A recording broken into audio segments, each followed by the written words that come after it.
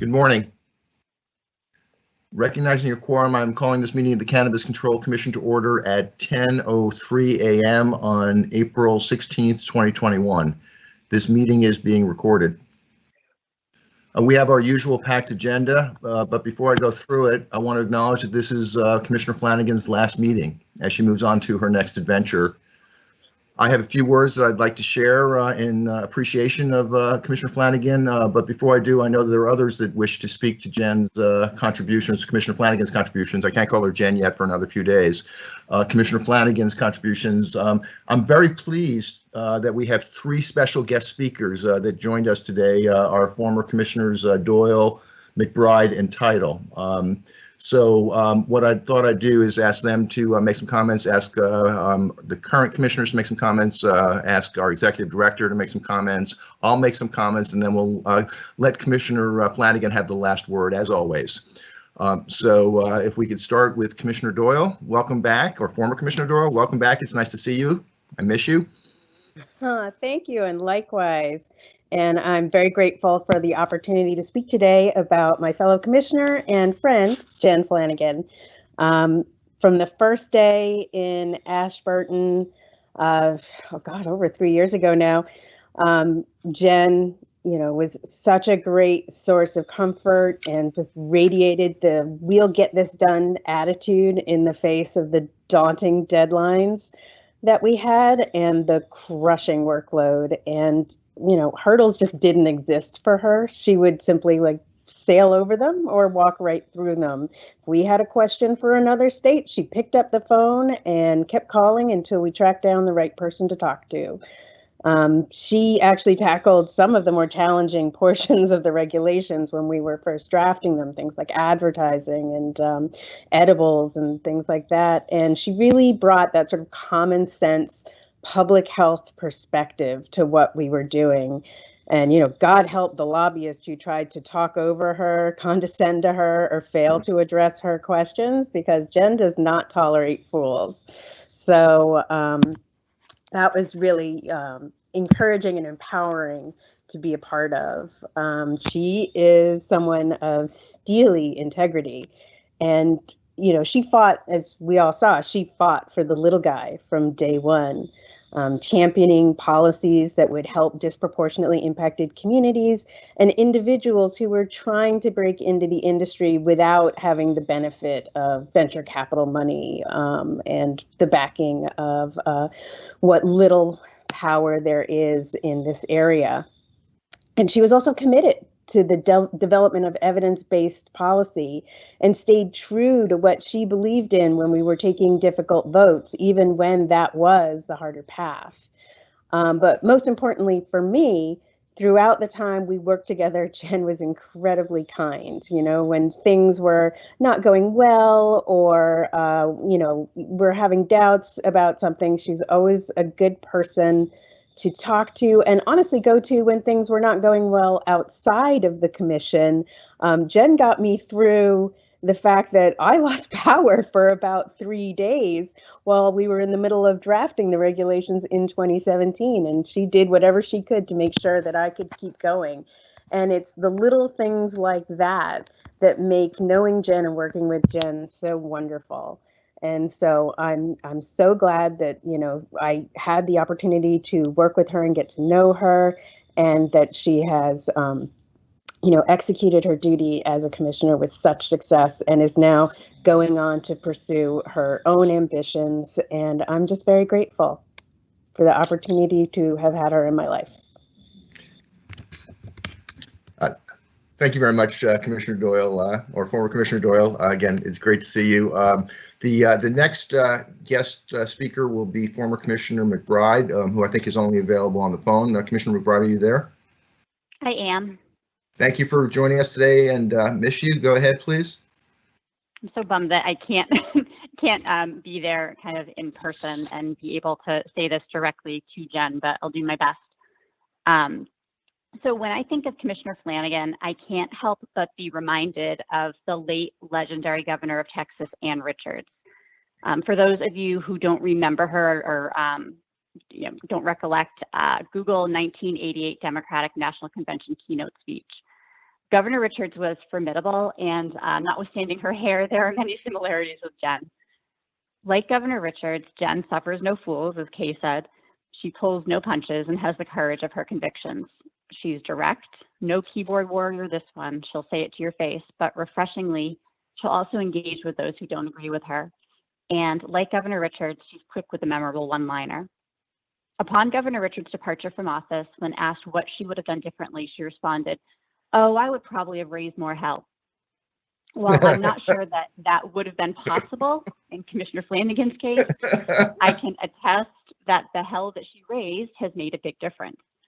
Most certainly in her role as Commissioner of the Cannabis Control Commission, but more broadly over 25 years of service to the Commonwealth. And the Commonwealth and this commission are better for it. Commissioner Flanagan has kept both this commission and those that come before it honest, transparent, and accountable. With almost surgical precision, Commissioner Flanagan has dissected every positive impact plan and diversity plan that has been part of an application before this commission to date.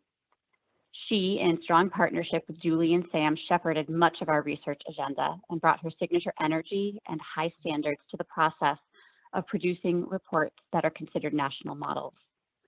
But more importantly, provide transparent details about the intricacies of the work of this commission to policymakers and the public alike.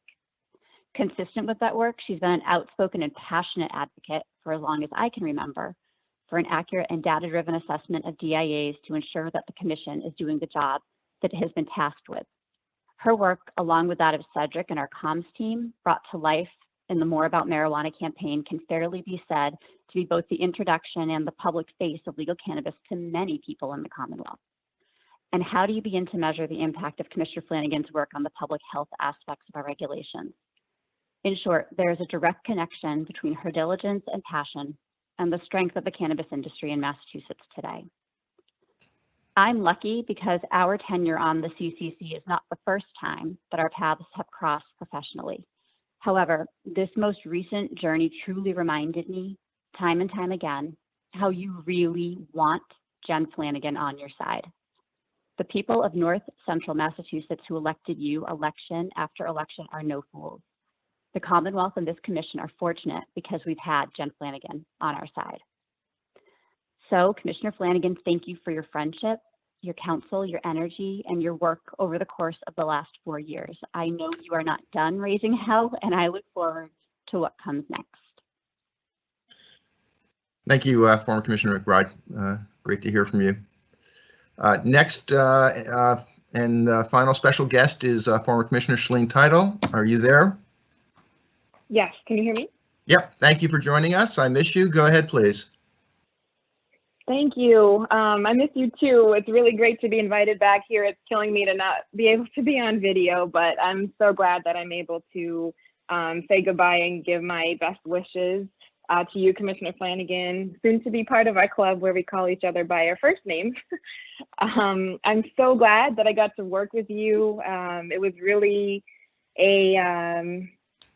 a pleasure to get to know you. One thing I always loved that we had in common, I think, is that you and I both never overthought things. I found that really refreshing to work with you. I also love the way that you didn't take every little thing too seriously. You focused on what you thought was important. And when you did take something really seriously, it was a joy to watch. The public awareness campaign definitely comes to mind.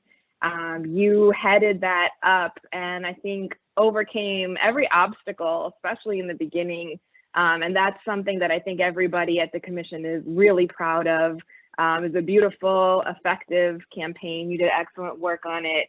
And also really like the way that you always stood up for whatever you believed in. And I think our commission being in Worcester, you know, and making this like grand gesture that we believe we are part of the whole state and accountable to the whole state forever was very much at your leadership.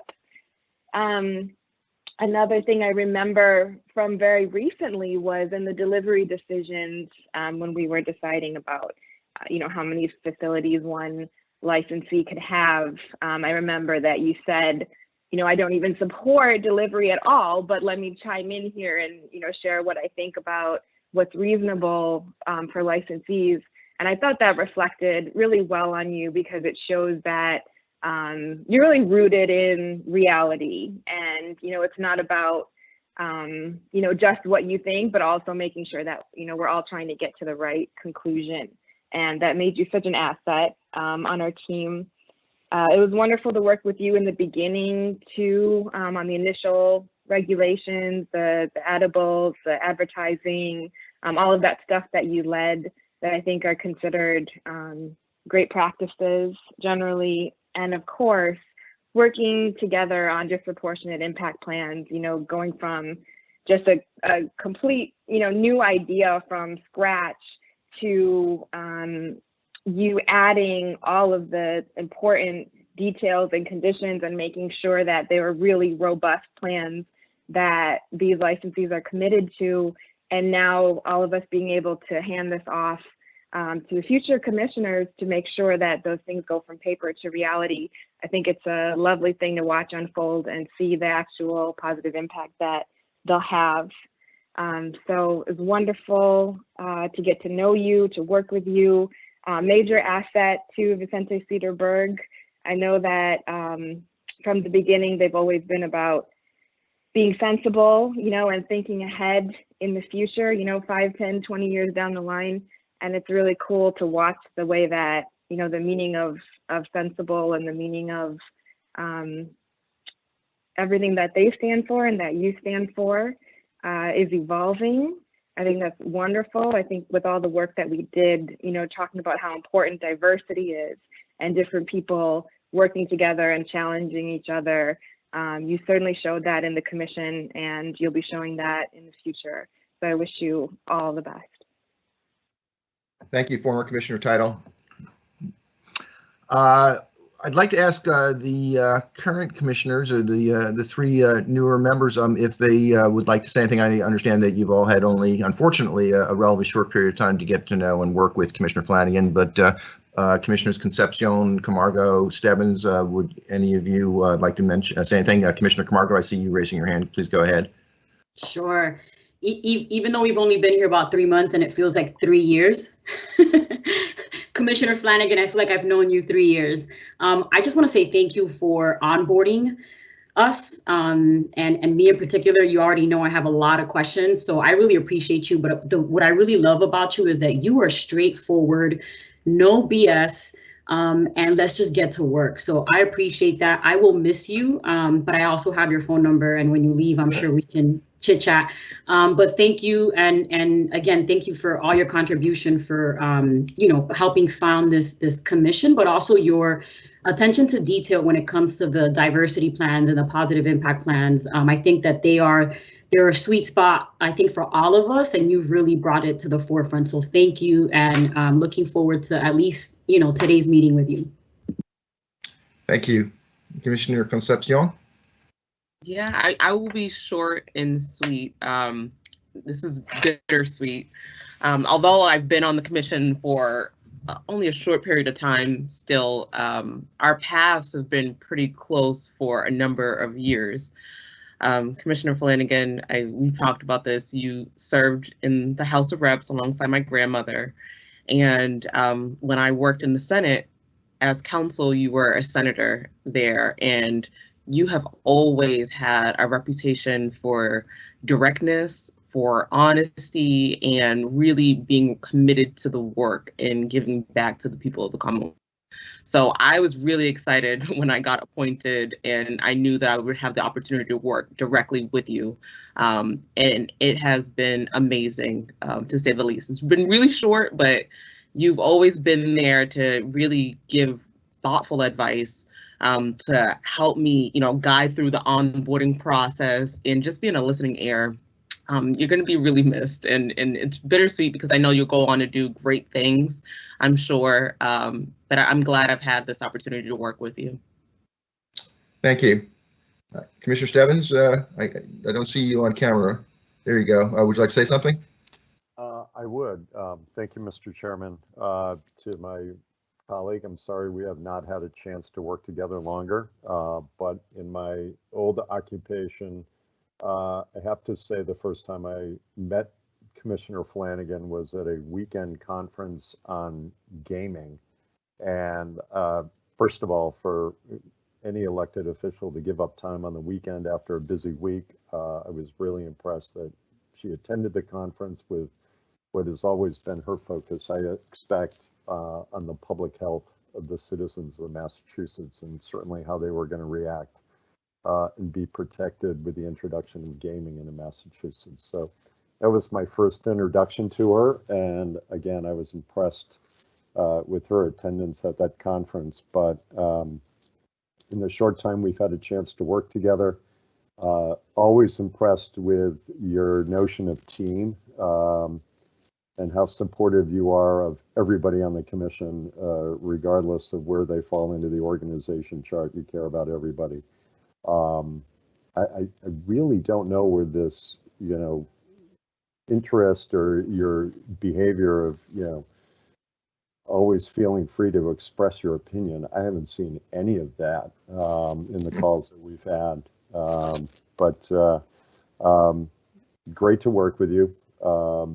I talked about being, and I talked the other day about being able to reach out and use you as a resource, and I have a feeling you'll be calling us also to share with us your opinion. But great to work with you, and certainly looking forward to catching a Woo Sox game at some point with your mom, who I know is a big Sox fan. You can just kind of sit there and not pay attention, but looking forward to that. And sorry we didn't have a chance to work together longer, but wishing you all the best in your next career move. Thank you, Commissioner. Executive Director Collins, I understand you'd like to say something as well? Sure, I'd be happy to. Thank you, Mr. Chairman. So, Commissioner Flanagan, I have a pretty unique opportunity here to offer some thoughts and sentiments on behalf of the agency's staff. I'll start just simply by offering my thanks and obviously wishing you best in your next adventure. That is ultimately, I think, what our shared time here has amounted to, one of the most incredible adventures that probably all of us have ever really embarked on. So on behalf of staff, I want to particularly thank you, though, for your support and your understanding. We've always found you to be fair and firm in your convictions, while always supportive in your interactions. As you know, our team here works incredibly hard every day, and you are always quick to recognize and acknowledge that. Personally, I do want to thank you for your 25 years of service to the Commonwealth. For many people and for many reasons, time spent in public service is often brief. I continue to believe that public service can and is a noble calling. So thank you for proving that. Thank you for offering your skills and expertise for as long as you have. And thank you for continuing to make a fellow legislative staffer alum really proud. I can't say I'll miss an early morning text message that starts with a punctuated good morning. I'd always usually respond with an uh-oh. That usually meant, of course, that I had some explaining to do or an answer to go and find. But I'm sure we'll stay in touch. I look forward to seeing what you get into next. We'll keep the lights on here. We'll keep working to make you and your fellow network of commissioners and former commissioners ultimately proud of your agency. So thank you. Thank you, Mr. Collins. Got a few words and then I'll turn it over to Commissioner Flanagan. I learned a lot from Commissioner Flanagan, including the value of brevity. So I'll keep this short. Plus, I'm not sure there's much I can add to the incredible eloquence that preceded me. It's been an honor and a pleasure serving with Commissioner Flanagan for the last 3.5 years. It's hard to think of two people more stylistically different than Commissioner Flanagan and myself, but as I said, I learned a lot from her, and I think I did because we are so different. I admire her for her honesty. I think everybody that's spoken thus far has used that as an adjective to describe her. You never had to guess what she believed, nor did you ever have to entertain any doubts that those beliefs came from her heart, from her true north. Commissioner Flanagan was steadfast in ensuring that this new industry worked for all of the citizens of the Commonwealth, those that had voted for question 4 as well as those that had voted against question 4. those who lived close to Boston, as well as those who lived in Central Mass, the Berkshires, the North and South Shores, the Cape, the islands. Most importantly, her passion to ensure that our regulations enhance public health permeated everything that we have done. The Commonwealth, its citizens, the Commission, and I personally owe a debt of gratitude to Commissioner Flanagan. We will miss her, but the impact that she had will be permanent to the benefit of all of us. So thank you, Commissioner. I'll miss you, and I wish you the best of luck. And I too intend to continue to reach out to you for advice and counsel. Thank you. Commissioner Flanagan, anything you'd like to say at this point? Yeah, this is really uncomfortable. Well, first and foremost, I really would like to thank former Commissioners Doyle, McBride, and Title for being here today. You guys have amazingly busy lives, and I totally understand that.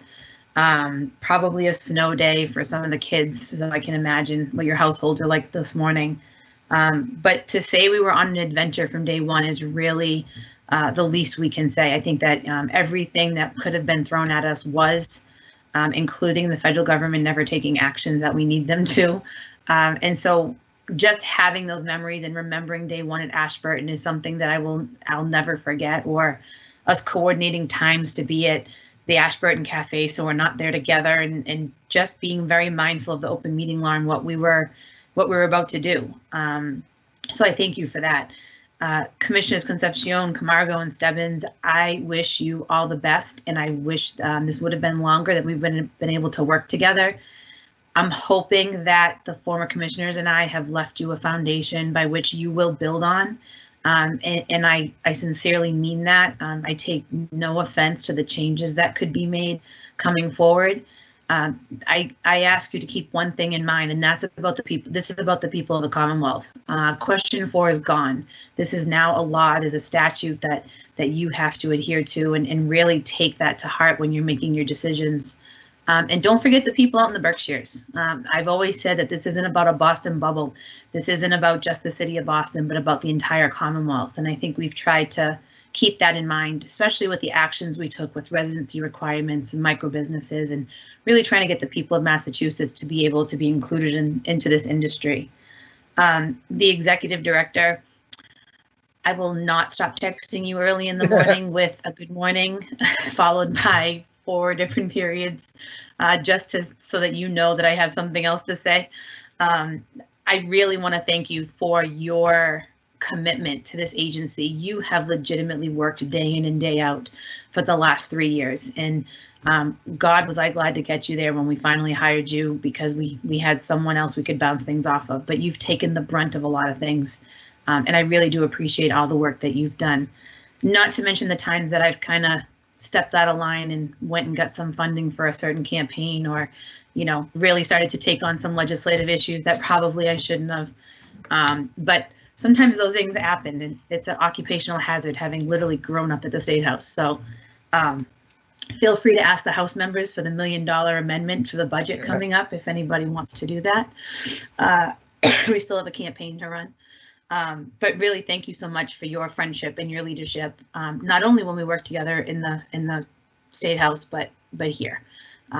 Certainly, you can appreciate my affinity for Central Mass and how important it is to the Commonwealth. And I think having our headquarters out there really shows our commitment, as Commissioner Title said, to the people of the Commonwealth, and that we really are representing the entire state.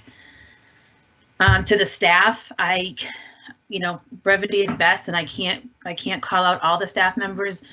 So I want to be thankful to the licensing team for every time I got you in trouble when Sean walked around the corner and we were talking. Kyle and your team have listened to me literally since Federal Street, when I used to harass you and bombard you because you were outside my office. And to the research team, Samantha and Olivia and Julie, there will forever be questions that I have. Do you have access to this article? There's just so much research and so much that I want to learn, that you are that gateway. And so that's the doorway I need to go through. I'm grateful for your friendship. I'm very grateful for the work that you do. And I'm really grateful for the fact that, you're very data driven. It doesn't matter where the data leads us, as long as the data is there. And Dr. Johnson, you and I have had conversations about even, your thesis and your work, your dissertation down at Johns Hopkins, and, how come the data didn't go the way you wanted it to, and then we pivot and you make policy that way. So I really think that it's important to ensure that our research team is there, and the work that you do is amazing. I can probably guarantee there's not another commissioner that's going to color code and tag up a report like I do, so you might be off the hook for a little while. But I want to thank you all for your friendship, and really to the people of Massachusetts. I can't thank people enough. It's been certainly my career started off as a one-day shadowing of a state rep, and 25 years later, here I am. So I was the kid that was supposed to stay for the day but never left, and I appreciate each and every opportunity that I've had along the way. The citizens of the Commonwealth have been the people that I cared about most, whether it was North Central Mass, and it'll always be North Central Mass, or statewide when I took on the opiate crisis and wanting to hear from people where they were at. I visited enough detox centers, rehab centers, prisons, jails, to really get to the people. And I think hopefully I did the same with this. Certainly, I think it's interesting that the most consistent thing our commission has done is work from home. Over the last 3 years, I think we've done that the longest. But with the changes in venue from Ashburton to Federal Street to Worcester and now home, hopefully we've been able to engage the public, and that we've really built an agency. I might remind you, the first on the East Coast that other states are going to look to as they legalize. So I'm thankful for the opportunity. I am grateful for all your friendships. I am hopeful for the future, and really want to continue to talk about public health and to push those initiatives. So thank you so much to all of you, and I really do appreciate it. Thank you, Commissioner Flanagan. Let us get into the rest of the agenda. Matt, can we get the agenda up, please?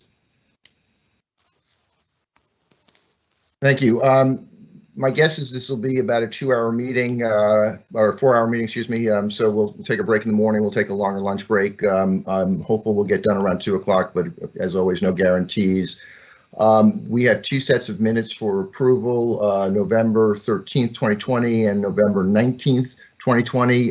Thank you again, Christopher Smith, for getting us caught up on this, and to my fellow commissioners. I think it's exciting that we're catching up, and at one point we might actually review minutes of meetings that you actually attended. Look forward to that. We have a pretty lengthy executive director's report, so thank you in advance, Mr. Executive Director, for that. And then we have 7 changes of ownership, 57 renewals, 17 staff recommendations for final licenses, including 16 adult use and 1 medical treatment center, 19 provisional licenses, all adult use, and we have 2 topics for commission discussion and votes. So why don't we jump right into it? If we could start with minutes. Let me ask my fellow commissioners, have you had a chance to review the minutes from November 13th, 2020? Any questions or comments or suggested edits before I ask for a motion to approve? Then could I ask please for a motion to approve the minutes from November 13th, 2020? So moved. Thank you, Commissioner Second. Stebbins. Could I have a second? Second. Thank you. Let the record show that Commissioner Stebbins made the motion to approve, seconded by Commissioner Flanagan. Commissioner Camargo, your vote, please. Aye. Thank you. Commissioner Concepcion. Aye. Thank you. Commissioner Flanagan. Aye. Thank you. Commissioner Stebbins. Aye. Commissioner Hoffman, I let the record show the commission unanimously approved the minutes from November 13th, 2020. Next, can I ask the commission, have they had a chance to review the minutes from November 19th, 2020? Are there any questions or suggested edits before I ask for a motion?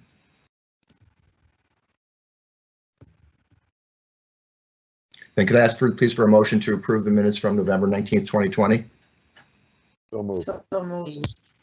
Commissioner Stebbins made the motion to approve. Can I have a second, please? Second. Let the record show that Commissioner Stebbins made the motion to approve. Commissioner Flanagan seconded the motion. Commissioner Camargo, your vote. Aye. Thank you. Commissioner Concepcion. Aye. Thank you. Commissioner Flanagan. Aye. Commissioner Stebbins. Aye. Thank you. Commissioner Hoffman, I let the record show the commission unanimously approved the minutes from November 19, 2020. And again, Christopher Smith, thank you very much for your work in helping us catch up on these very detailed minutes. I'd next like to turn to to Executive Director Collins. Are you ready with your executive report, or executive director's report? I am, yes. Okay, thank you. Please go ahead. Okay, good morning, commissioners, and start off as normal with a few highlights from our Mass Cannabis Industry Portal and some of our licensing activity. You'll see here that there's 12 applications that are awaiting their first review. This is normal and on par, consistent, with months past.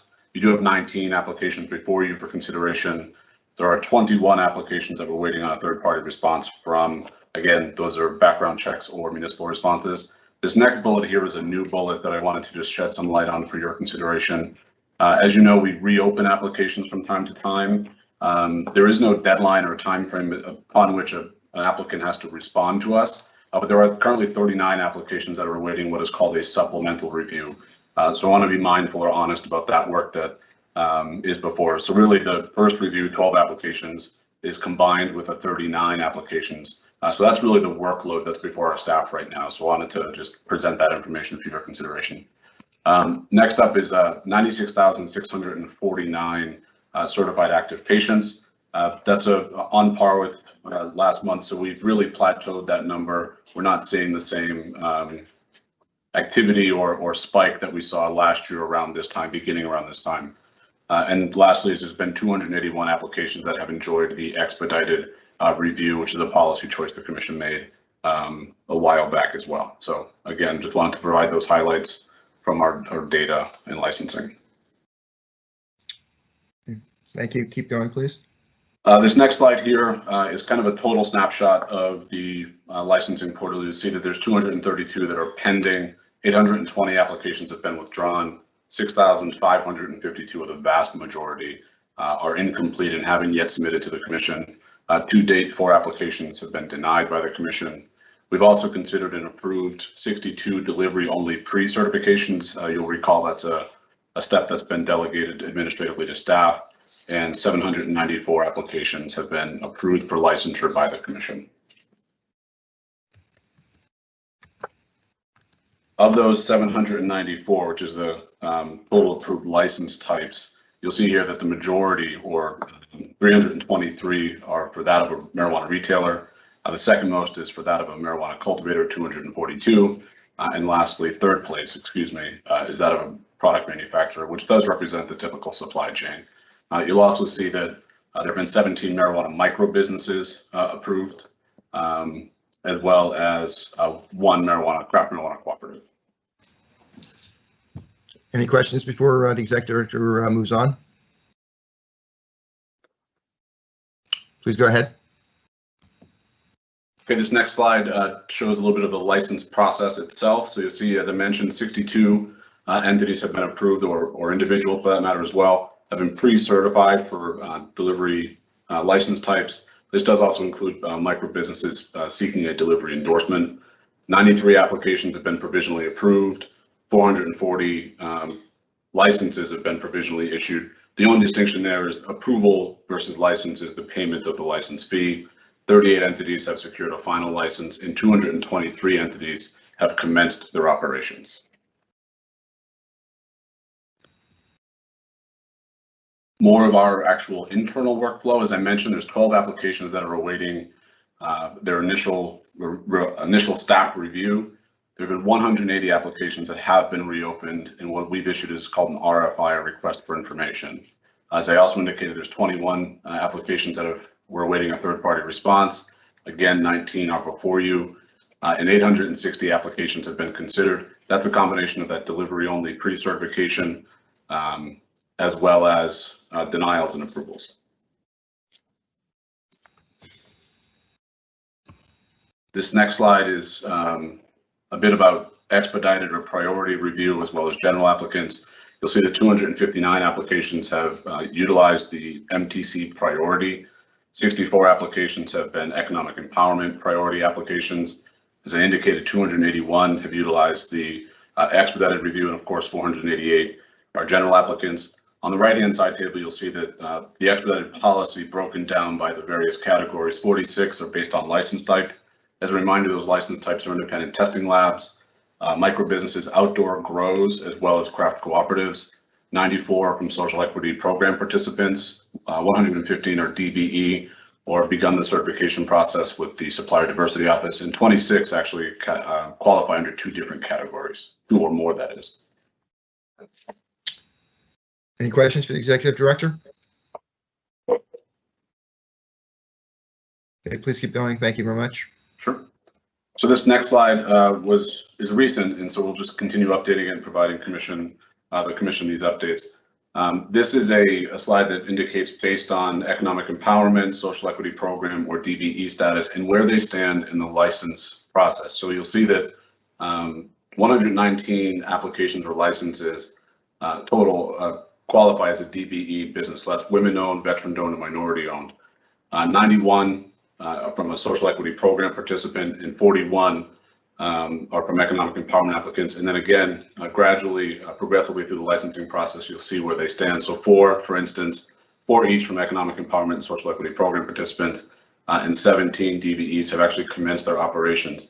In total, of the 856 applications that have been considered and approved by the commission, this represents about 29% of those total applications, which I think is progress, as we talked about in a recent meeting, but also something now that we have this data presentation, we can continue to monitor progress over the course of time.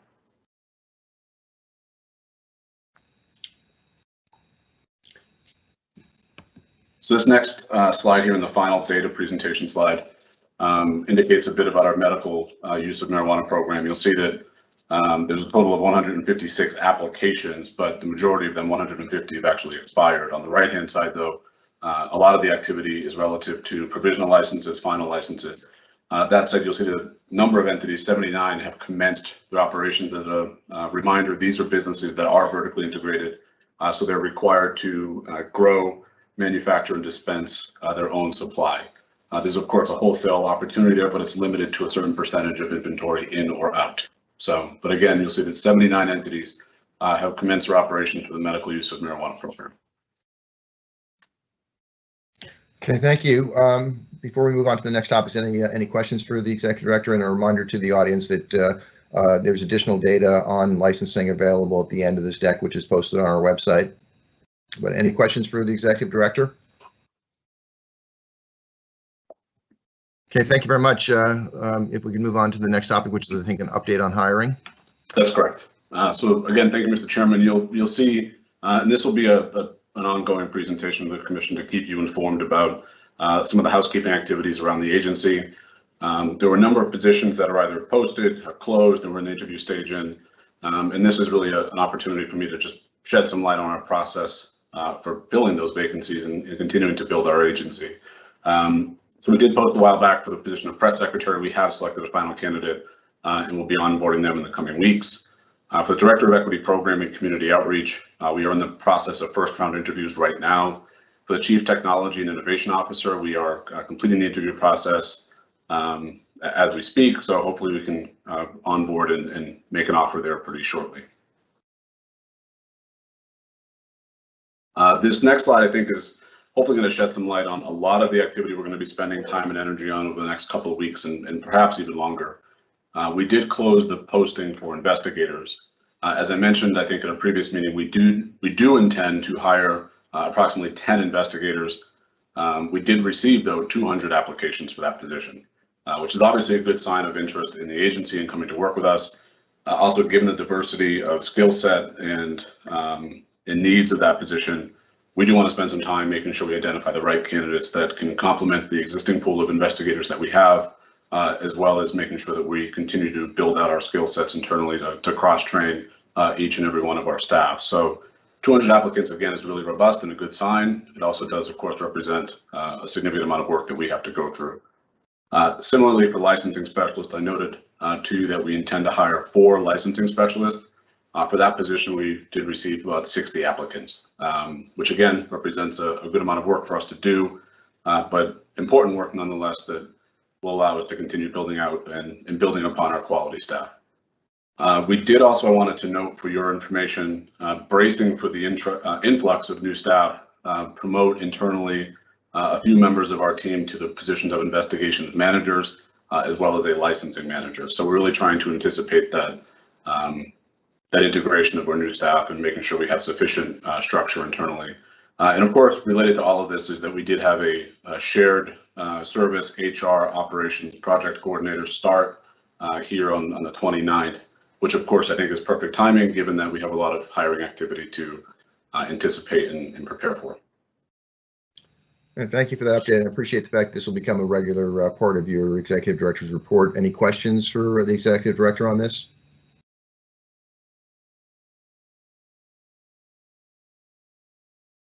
Okay, please keep going. So moving right along here, I do want to give the commission an update on some other activities that have happened around the agency. We did launch, as you may recall, the product catalog. That is really, it's a web platform that does roll out and identify all the various products available in our legal marketplace.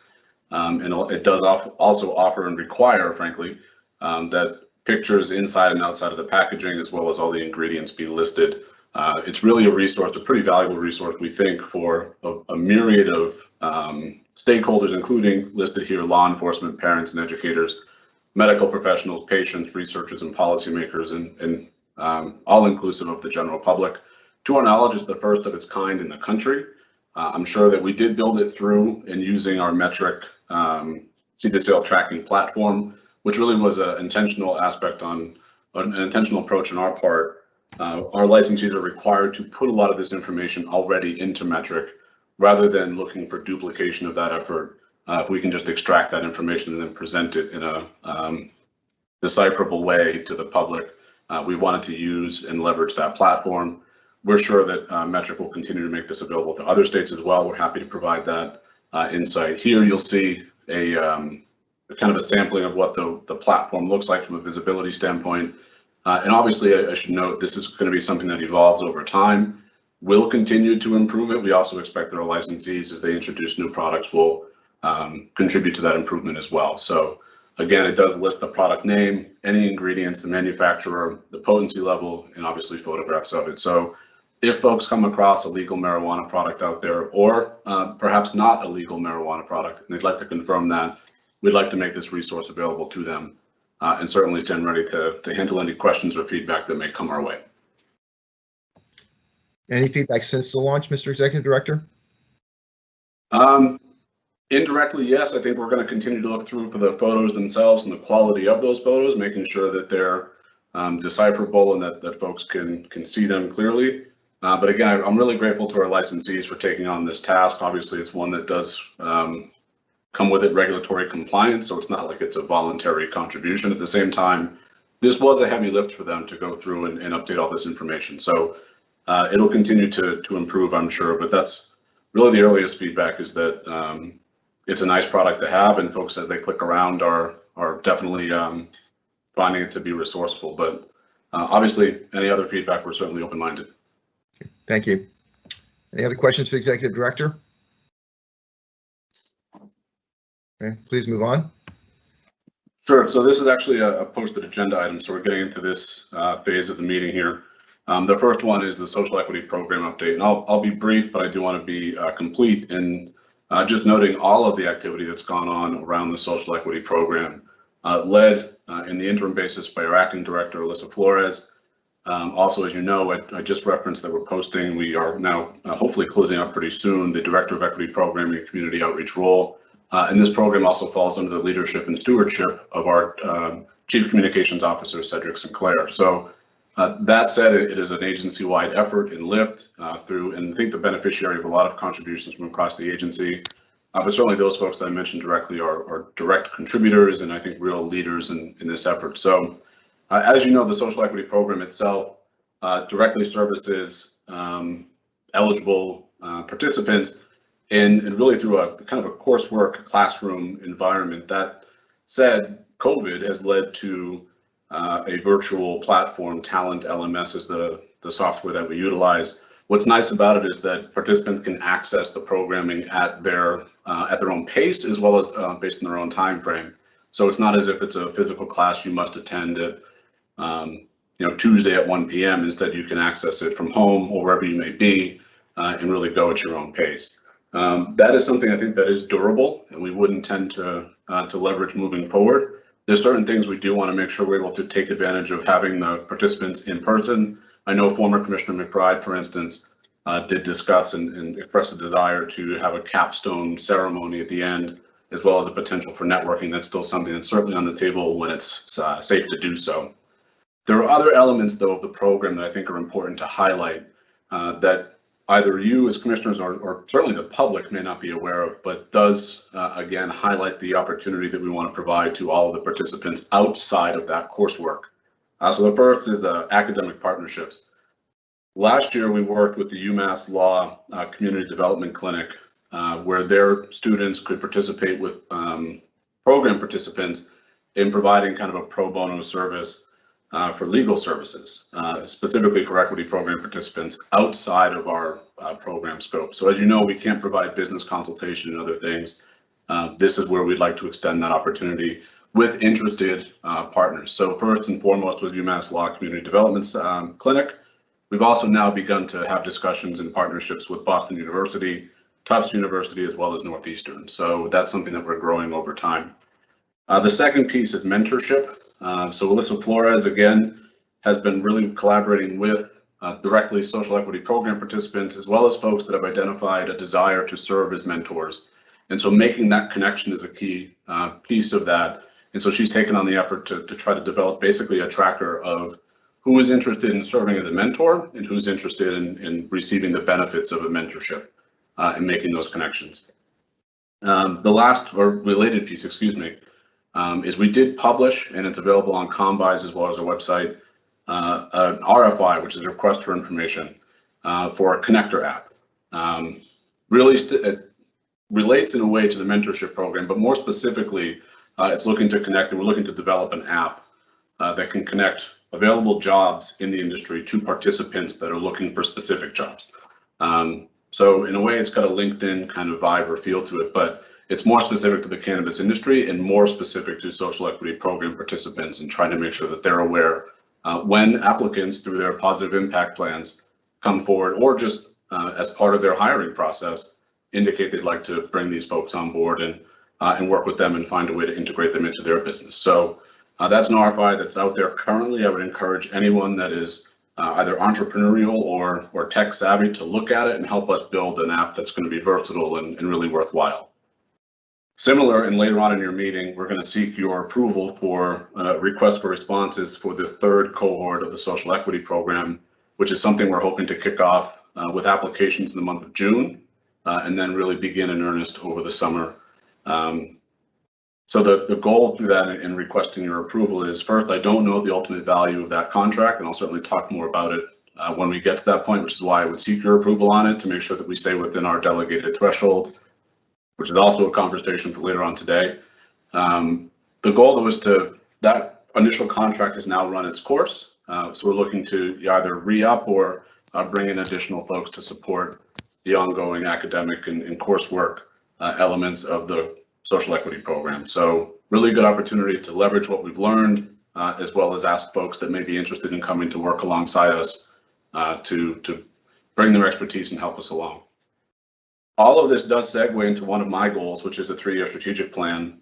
That process has begun amongst the staff. Obviously, it does need to include collaboration with commissioners, and we'd hope to be in touch with each of you as we bring these different activities that are going on, but also start to put together what the 3-year outlook is now that we're going to be really getting into the thick of the third cohort and wanting to continue that work. And then lastly, as I indicated, cohort 3, we're hoping to open applications in the month of June and begin the process of onboarding a whole host of new participants into the program. And that's really a general update for the social equity program. I do want to continue to offer my thanks to Alyssa Flores, Cedric Sinclair, and all the other staff around the agency that contribute to the ongoing effort of this program. Those that contribute directly or even through our procurements and things, that we know it's a mission of the agency, and obviously through you as commissioners down to the staff. So happy to take any questions you may have about that. Yeah, thank you, Mr. Executive Director, and I appreciate you giving an update on the likely timing of starting to accept applications for cohort 3. Sure. Do you have any expectation or forecast with respect to the size of that cohort 3? No, it's impossible to say, frankly. Eligibility is the other thing I think we'd like to bring to the commission at some point is thinking about eligibility for the social equity program. That said, as it stands now, it's really what comes through the door. So our job is really to make sure that folks know about this program. Certainly using any ambassadors we can think of, and obviously leveraging commissioners in your respective networks. I don't know. And what's nice is that Talent LMS program really allows us to serve a lot of people. And I don't see I mean, obviously we want to make sure we sufficiently support participants in any questions or concerns they may have in wanting to administer it. But it's leverageable, so it's scalable is what I should probably say.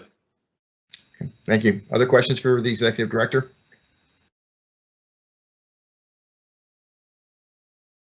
Okay, can you move on to the next item on the agenda, please? Okay, so the next item here is an update on hemp generally, and also it indicates here hemp products. I think the first place to start actually would be the differentiation between hemp and hemp products. As you may know, in December of 2020, when the legislature closed out the legislative process and the governor signed the FY21 budget, there was an outside section which did amend Chapter 94G, which is our statute, to include, and you see here the words are where essentially our licensees can source products from. And it does now include any hemp or hemp products cultivated and manufactured from a licensee of the Department of Agricultural Resources. So what that in effect means is that our licensees would now have the ability to source hemp or hemp products. And our licensees obviously I think would utilize hemp or hemp products in a myriad of ways. First, and I think cleanest and most simple, would be the final products that hemp producers make here in the Commonwealth. And so I think an important distinction too is that it needs to be grown as well as manufactured here in Massachusetts, within the confines of Massachusetts. There's a lot of interstate commerce challenges that might pose a challenge, especially for our licensees, given the legal nature of cannabis here in the Commonwealth, or here across the country, I should note. So if our licensees were inclined, and you have a memo before you, which does lay out, I think, some of the considerations of the hemp policy and legal landscape here in the Commonwealth. So as I noted, hemp itself is governed exclusively by the Department of Agricultural Resources here in the Commonwealth. They license the growth, the production, as well as the retail, potentially the retail sales, although it's not something retail sales that they directly license. So really the growth and production and extraction process is governed by MDAR. Hemp farmers in Massachusetts are looking to, and I think encouraged by this legislative change, that there might be an avenue now for retail sales of their products. Their products can be final goods, labeled, packaged, and ready for consumer. They might also be distillate oil, which I think our licensees would be inclined to use and infuse in their products, marijuana products. And so both of those avenues, which is again where I see the hemp introduced into our market, one I think is a bit cleaner and probably a little bit easier for us to integrate in the short term. One I think is a bit more complex and does require some additional collaboration between us and certainly the Department of Agricultural Resources, which is a conversation, discussion, and collaboration that's going on live right now. So to establish a retail wholesale transaction, so our retailers would wholesale final goods, the few limitations I think we should think about and consider, and again, this is something I think we can do in the short term and that we would be inclined to bring back to the commission. I'm hesitant to say that we can absolutely do it through guidance. I've described it to folks that I've spoken with as we need to write it up and decide at that point what the threshold is. At the same time, I think there's an avenue that we can consider doing this in the short term, which is that if you'd like to wholesale a final product, it obviously needs to be consistent with the Department of Agricultural Resources and what they allow and tolerate. That list of what can be sold retail is limited, pretty extensively limited as well, to the point where I could see it as being really kind of topicals, ointments, and other things, but also including specifically hemp seed oil, hulled hemp seeds, hemp seed powder, hemp proteins, and in compliance with FDA rules, again, because hemp is legal federally, cosmetic products containing hemp or CBD, as well as clothing, building materials, items made from hemp fiber, and then lastly is flower and plants, although the restriction there is that it must be purchased from an MDAR grower or producer and cannot be consumer ready. So think of cannabis flower, for instance. You think of jarred flower that someone can go, smokable flower that someone could go and purchase from a retailer. I don't believe that could be sold under MDAR's guidance. There's a number of things, though, that are prohibited. It would not be available for retail sale here in the Commonwealth and would not be therefore legal to be sold. First is any food products containing CBD. So think of CBD gummies, would not be legal. Any products containing CBD derived from hemp that is a drug or makes therapeutic or medicinal claims. Any product that contains hemp is a dietary supplement. Again, this is governed by FDA. Animal feed, per MDAR rule, unprocessed or raw plant material, including the flower meant for end use by a consumer, which is what I just referenced. And then per the FDA, any product that was obtained through interstate commerce. All of those restrictions would apply, and we believe it would apply to our retailers. That said, otherwise, if a cannabis establishment were inclined to wholesale from the hemp farmer their final products, their goods, and sell them to a consumer or a patient for that matter in their retail establishment, we think it would be allowed. We think the threshold is relatively, I don't want to say simple, but we think it's something we can facilitate in a pretty short order. There are some things we would want to consider offering to our consumers that may be entering one of our licensees, which is that there be an awareness of where this product was sourced from and that it was not manufactured under the Commission's guidelines, rules, and regulations. And so that would really, in making sure that there is a consumer opportunity, though, in the event that there's questions or concerns about a product, that they know who to contact. We do it in some instances where we require exit packaging as well as notice posted in the facility. Again, I think that's something that we could certainly do, hopefully through guidance, but something we want to write up and make sure that it meets with your tolerance as far as does this need to be regulation or could this be done administratively or again through a sub-regulatory guidance offered by the Commission. So that's probably the lowest hanging fruit I would describe in the hemp world. The biggest market, though, frankly, would be from our licensees seeking oil or distillate from a hemp farmer. So with a goal of infusing that as an ingredient into their marijuana products. So think of, for instance, a ratioed product, which would be say a 50-50 CBD THC. I believe there is a market demand for that, and I think our licensees are looking for a source for that oil. There's a few complications I think we just need to work through. I'm not saying whatsoever that it's impossible or not going to happen. I think it first off does require regulation offered by the Commission for a number of reasons. One is we have to continue collaboration with the Department of Agricultural Resources. They mirror in a lot of ways our testing protocols, except for testing for pesticides. As we know from our own outdoor grows, and hemp is largely grown outdoors here in the Commonwealth, as we know from our outdoor grows, testing is a concern and something that they are very concerned with, such that we are now actively, as of this week, continuing to meet with outdoor grows as well as our testing labs to understand could there be alternatives available for outdoor growers. Obviously, any improvements or adjustments we make there, I think if MDAR continues to offer and mirror our testing protocols, hemp farmers, again, by extension, would be beneficiaries of that update. So that's one piece I think we just need to be mindful of and concerned of, is that if this product is not tested for pesticides and is then extracted into an oil form, what testing has been done on that product. We do know that downstream in our manufacturing process, we do require testing on all final products. That said, after the flower stage, our labs are not capable of testing for pesticides in an oil or other form.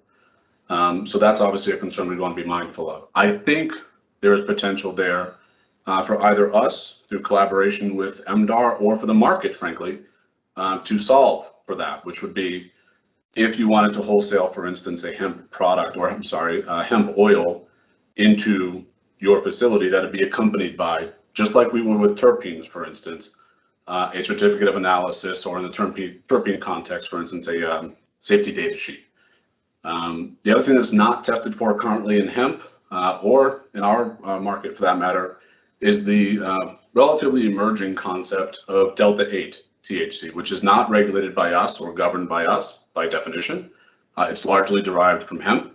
It does have a psychoactive effect, typically seen to be a little bit more mild, but nonetheless a psychological reaction to it. It's not required to be tested by us or MDAR.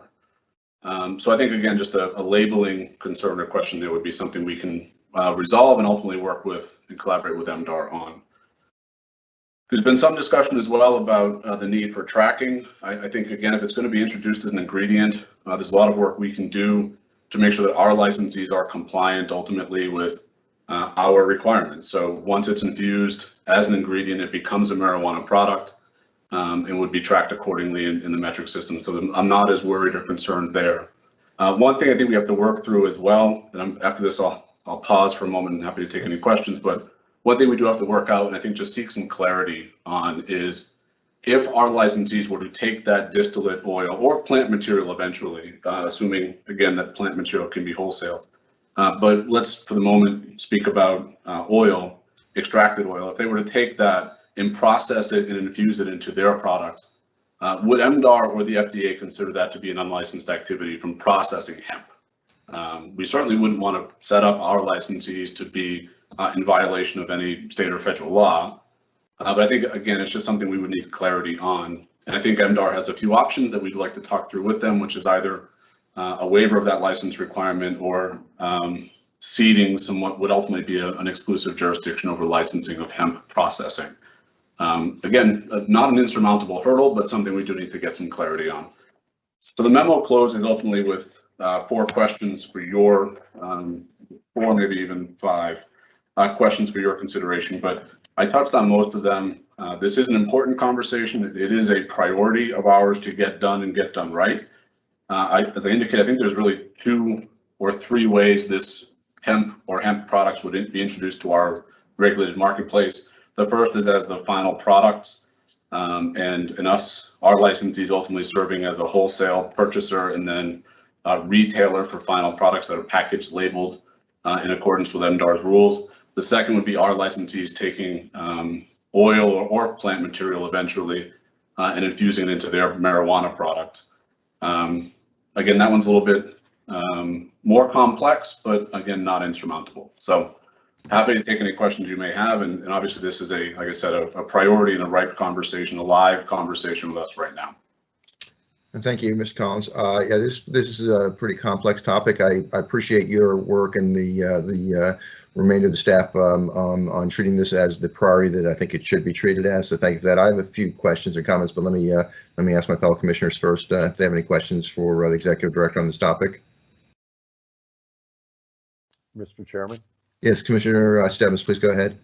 No, just to thank the executive director for his thoughtful review, as well as the staff that worked on the the memo that was included in our material. I would just encourage him to keep the focus on a partnership and resolving some of those issues with our colleagues at MDAR, and as he alluded to, the kind of low-hanging fruit, finding a way that we can kind of take that first step with it seems completed products, and allow our licensees to purchase them at wholesale and obviously to retail them in their own establishments would be a great first step if we can knock that one off quickly.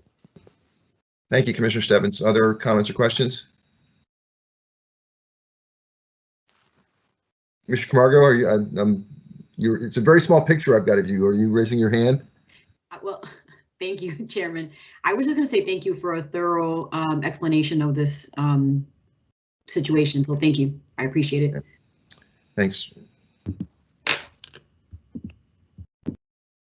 So there are no other questions, Mr. Collins. So with respect to what you, I think, described as low-hanging fruit, I know that that hemp farmers are kind of anxiously awaiting some answers and guidance from us. On the what you call the low-hanging fruit, do you have any time frame that you can offer as an estimate about, you know, as you said, writing a memo that will hopefully clarify whether we can do it through guidance rather than regulations? Obviously, if we can do it through guidance, that would be my preference because we can do it much more quickly.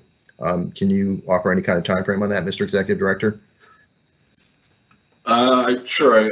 I probably shouldn't be surprised by the question. So it's something we've been thinking about quite a bit. As I indicated, I think there's a need to write it up and see the threshold there. I understand the goal, and I agree with the goal of if we're able to do it by guidance, obviously that's the least intensive path we could take.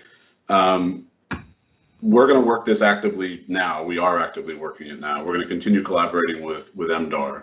I think if we can get to a position where we're able to write up an allowance essentially for our licensees, and I want to be clear about this. Our jurisdiction's over our licensees and we govern their activities. So we don't have the ability to put requirements on hemp farmers or hemp manufacturers.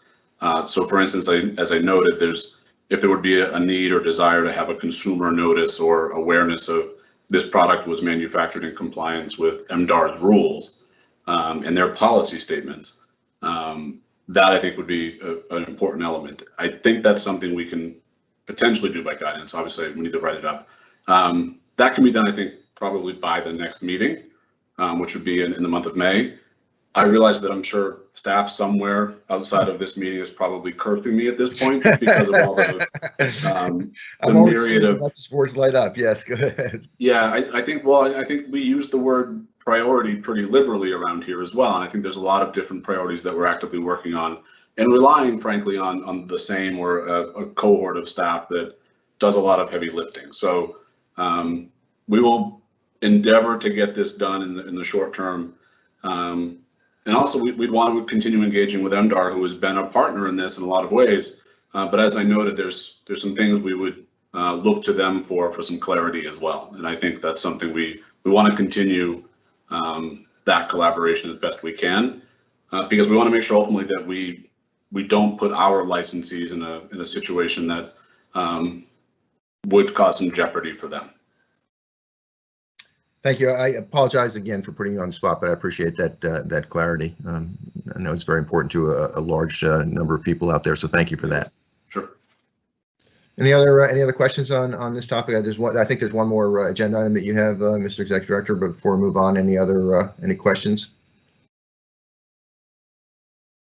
Okay, then I want to move on to the final topic in your report, which is the disproportionate impact study.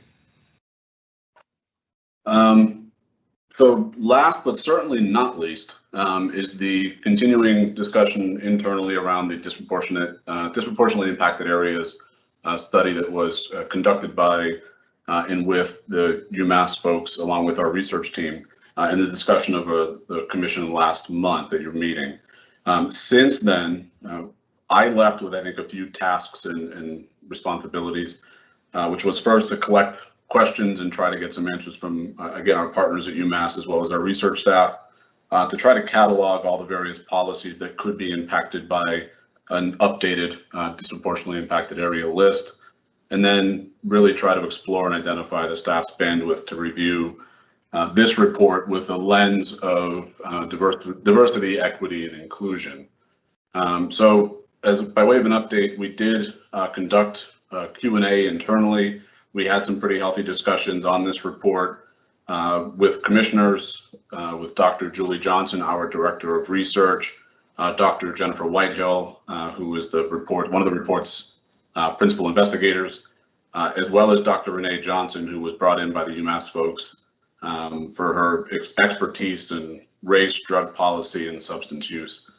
There were 3 distinct meetings and conversations, largely to ensure compliance with open meeting law and make sure that the 5 of you were not meeting at once and discussing policy. She was not able, Dr. Renee Johnson was not able to join us at the last meeting, so it was important that you had access to her to pose any questions you may have. We also, through that Q&A, Dr. Julie Johnson, our Dr. Johnson, collected approximately 50 separate individual questions from you as commissioners And we've already tried to respond to most of them, but obviously some of it needs to be answered by Umass and trying to work with and through them. So we're going to compile all of those various questions, including the ones posed in the listening sessions of the conversations that were had with Dr. Renee Johnson, as well as the questions you posed to us and our staff, as well as our partners at Umass. Our goal is ultimately to give you a compiled, complete list of questions and answers so that you know what everybody else asked, as well as what the answer might be. We'd also intend ultimately to post that document publicly for a lot of reasons. One is, I think, just to be transparent about the back and forth that we've been engaged in since.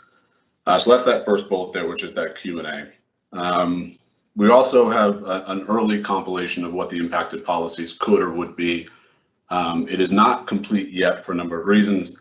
One is I don't know that it ever will be complete, because this policy, the disproportionately impacted areas declaration ultimately that you as a commission would make, is being used by a lot of people for a lot of reasons, including a lot of municipal efforts to set local equity provisions in their own unique licensing process, as well as by licensees that are looking to recruit, retain, and attract staff.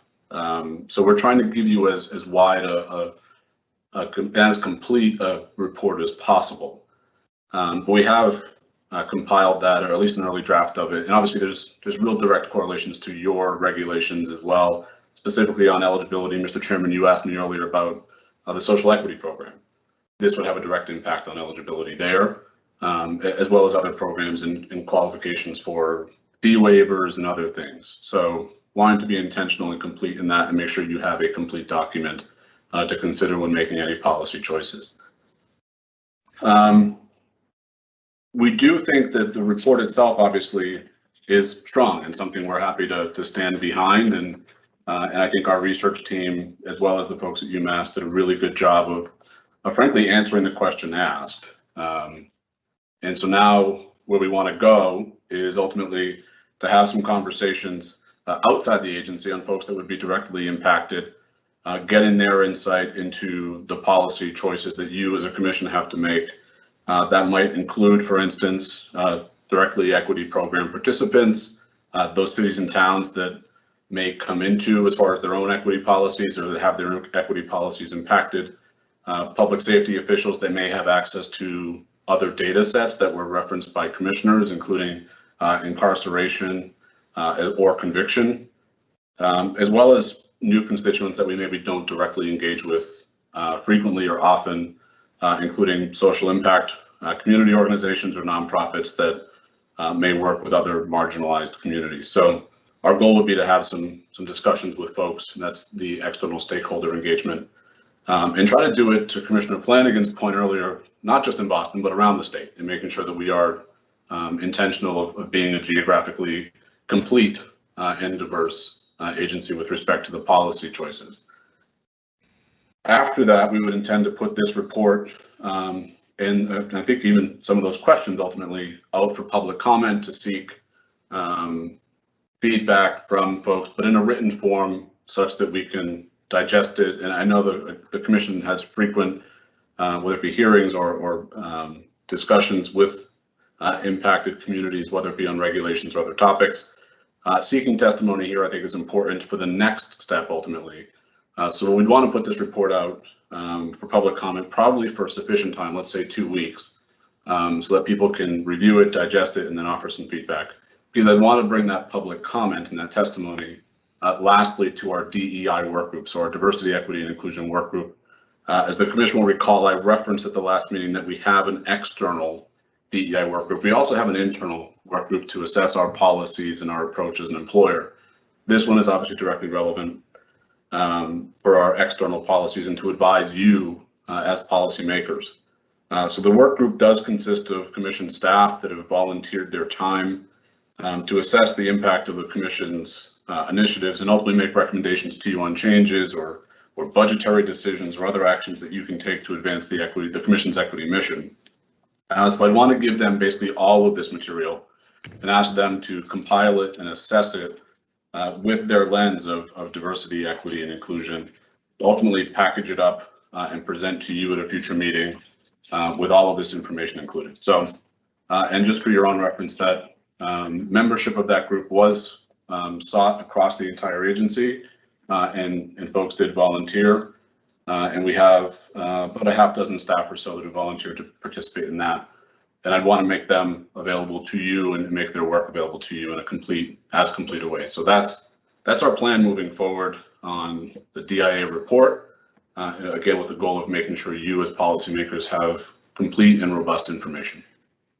Thank you, Mr. Executive Director. I think it's very thoughtful. I think that's a well thought out go forward plan. So thank you for that. I see that Commissioner Flanagan has turned on her camera, which I presume means you'd like to ask a question or make a comment, Commissioner Flanagan.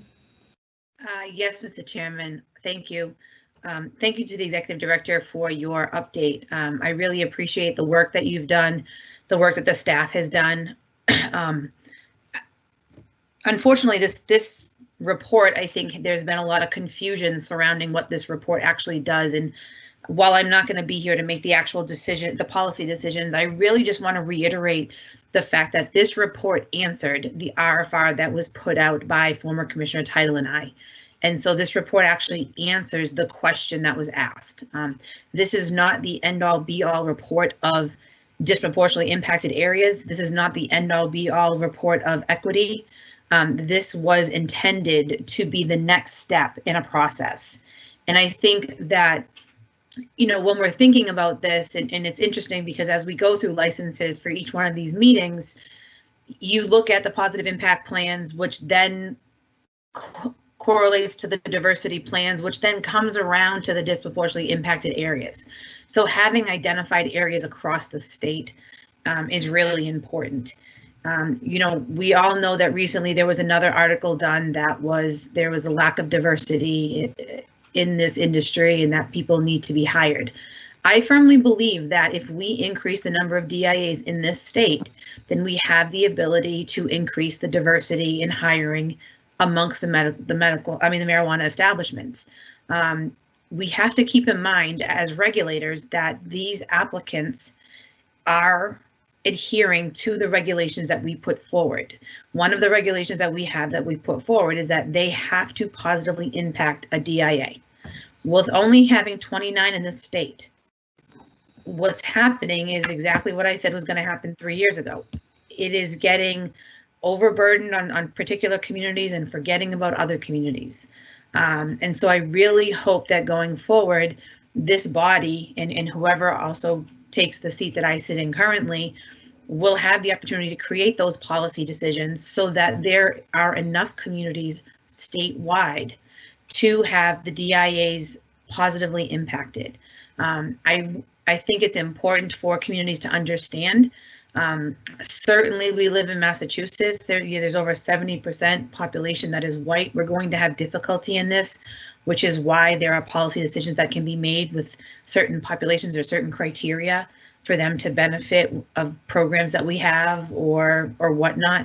But I really just want to reinforce the fact that this report, which I think was one of the most in-depth reports that I've seen, answered the question that was asked. It did not ever pretend to be, you know, the next 5 steps of disproportionately impacted areas. It was supposed to be step 2. That's what it is. And I hope that the commission going forward makes the policy decisions that will benefit the entire Commonwealth.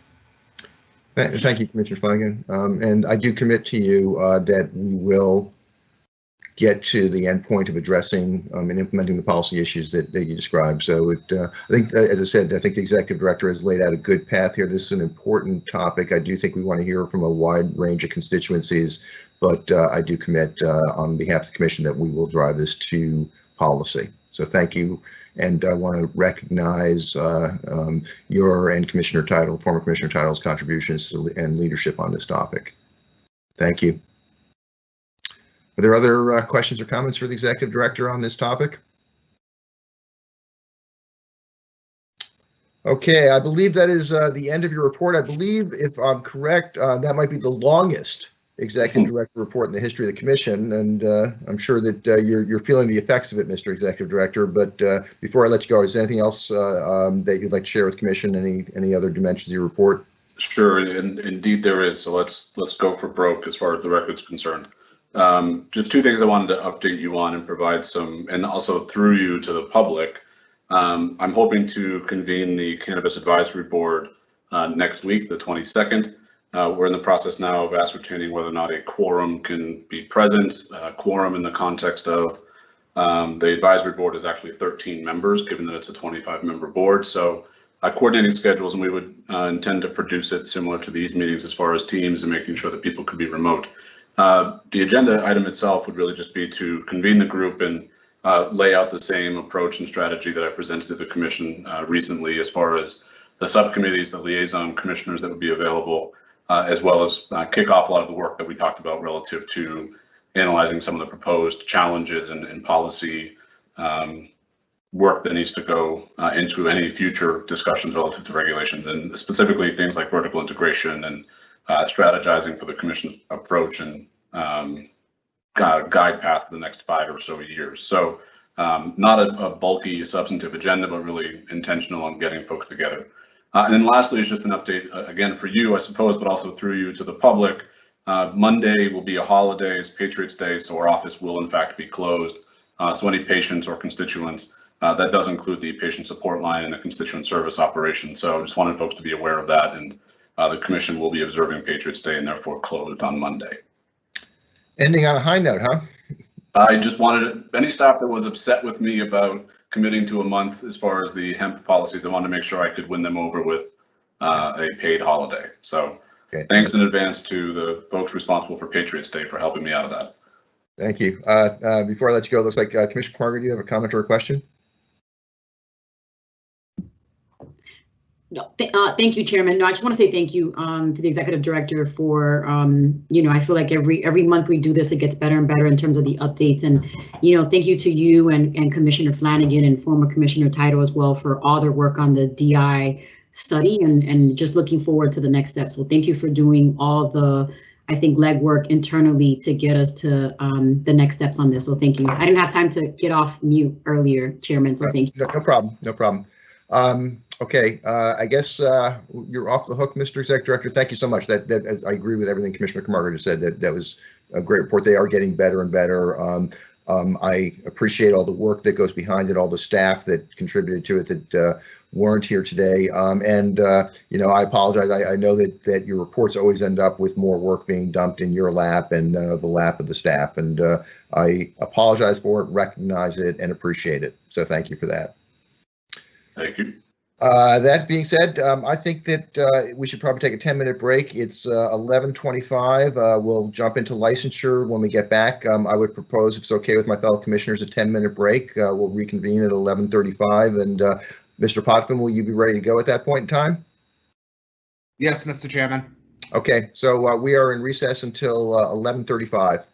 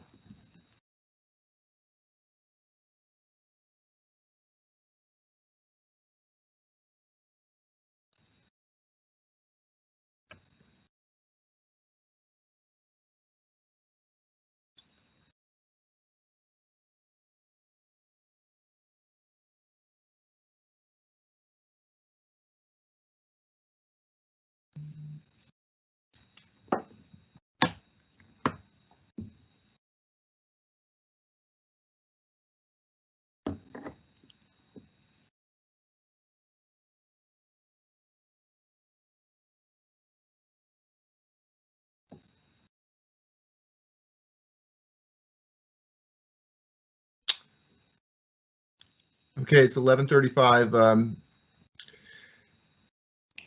Can I see from my fellow commissioners, are you all back?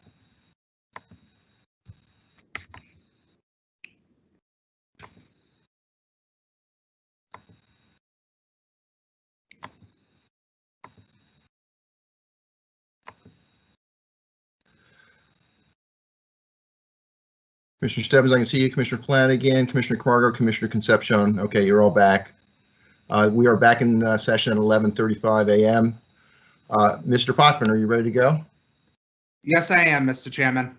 Thank you. I have heard from Commissioner Flanagan that she will need to abstain from several of the votes. What I've done is that for changes of ownership and for provisional licenses, we're going to go through those individually, Commissioner Flanagan, so you can abstain whenever you feel it's appropriate. For final licenses and renewals, which I intend to ask us to consider as rosters, what I've done is subdivided the rosters into those that you informed me that you would abstain on and those that you wouldn't, just to make it easier.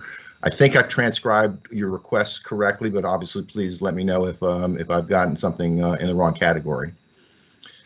So let's start with changes of ownership. Mr. Potvin, we've got 7 to consider today, starting with Beacon Compassion Incorporated. Please go ahead. Thank you, Mr. Chairman. The first licensee seeking a change of ownership is Beacon Compassion Incorporated. They're seeking a change of ownership and control over 2 medical marijuana treatment center licenses and 2 adult use licenses. They're seeking to add 2 individuals and 1 entity to all of 4 of those licenses. Additional information is contained within the executive summary for the Commission's review.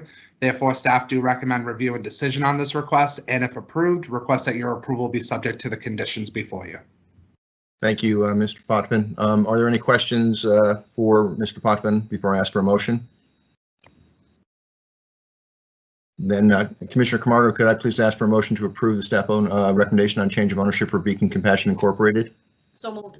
Thank you. Commissioner Concepcion, could I ask you for a second, please? Second. Thank you. Let's make sure that Commissioner Camargo made the motion to approve, seconded by Commissioner Concepcion. Commissioner Camargo, your vote? Aye. Thank you. Commissioner Concepcion? Aye. Thank you. Commissioner Flanagan? Aye. Thank you. Commissioner Stebbins? Aye. Thank you. Commissioner Hoffman, aye. Let the record show the Commission unanimously approved the staff recommendation on change of ownership for Beacon Compassion Incorporated. Next, Mr. Potvin, Commonwealth Alternative Care Incorporated. Thank you, Mr. Chairman. The licensee here is Commonwealth Alternative Care Incorporated. They're seeking a change of ownership and control over 3 medical marijuana treatment center licenses.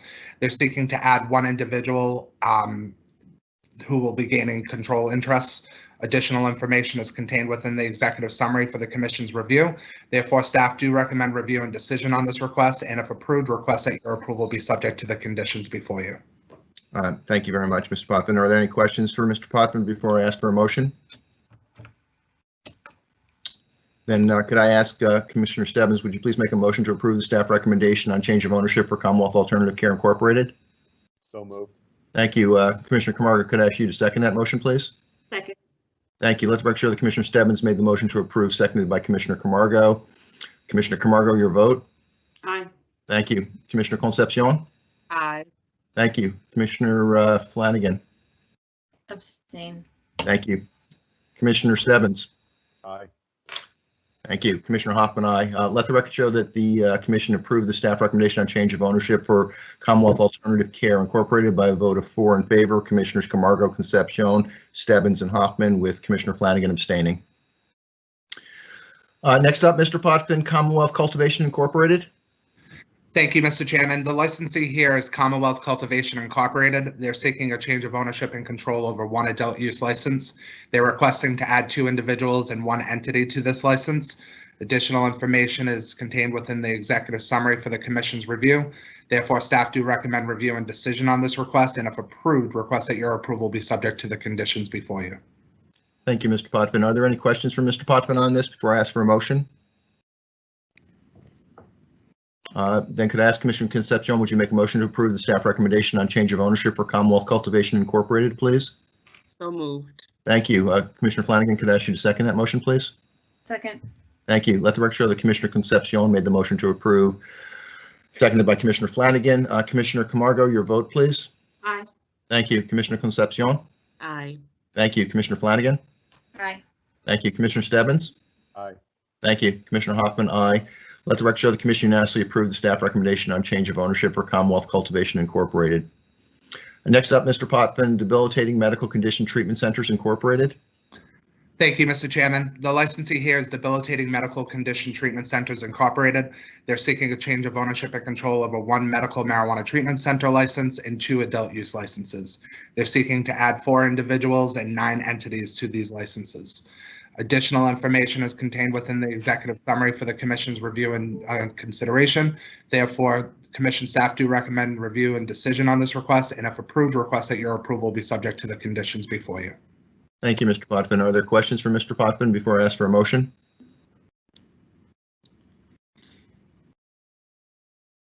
Then could I ask Commissioner Stebbins, would you make a motion to approve the staff recommendation on change of ownership for Debilitating Medical Condition Treatment Centers Incorporated?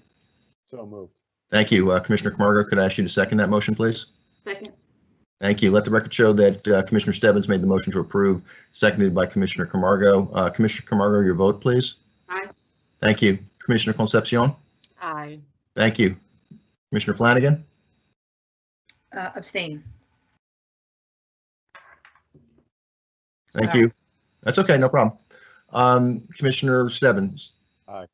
Thank you. Commissioner Hoffman, aye. Let the record show that the commission approve the staff recommendation for change of ownership for Debilitating Medical Condition Treatment Centers Incorporated by a vote of 4 in favor. Commissioners Camargo, Concepcion, Stebbins, and Hoffman, with Commissioner Flanagan abstaining. Next up, Mr. Potvin, Heal Incorporated.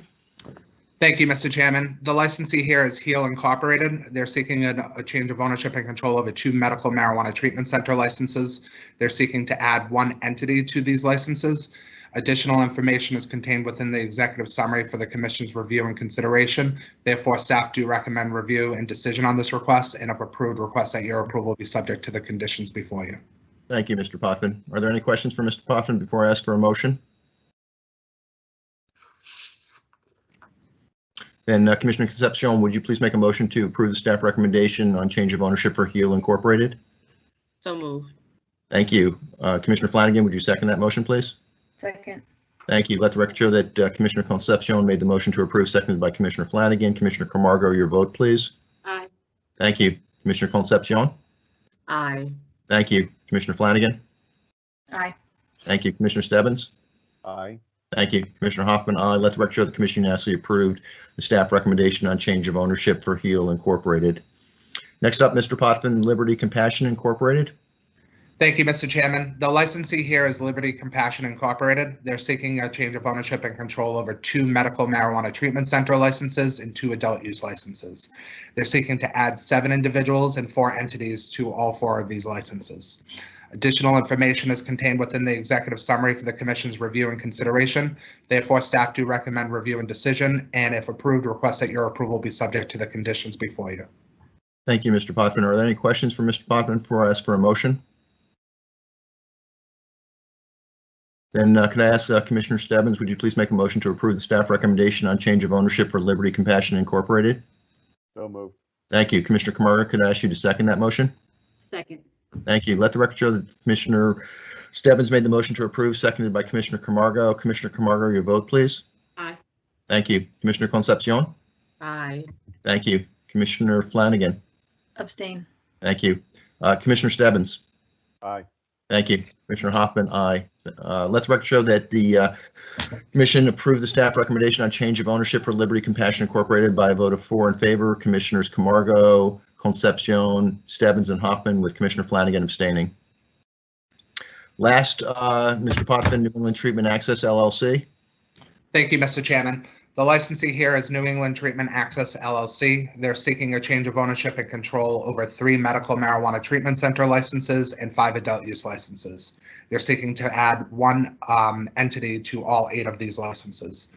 Additional information is contained within the executive summary for the Commission's review and consideration. Therefore, staff do recommend review and decision, and if approved, request that your approval be subject to the conditions before you. Okay, thank you very much, Mr. Potvin. Are there questions for Mr. Potvin before I ask for a motion? Then could I ask Commissioner Concepcion, would you make a motion, please, to approve the staff recommendation on change of ownership for New England Treatment Access LLC? So moved. Thank you. Commissioner Flanagan, could I ask you to second that motion, please? Second.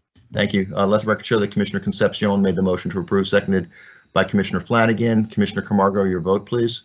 Aye. Thank you. Commissioner Concepcion?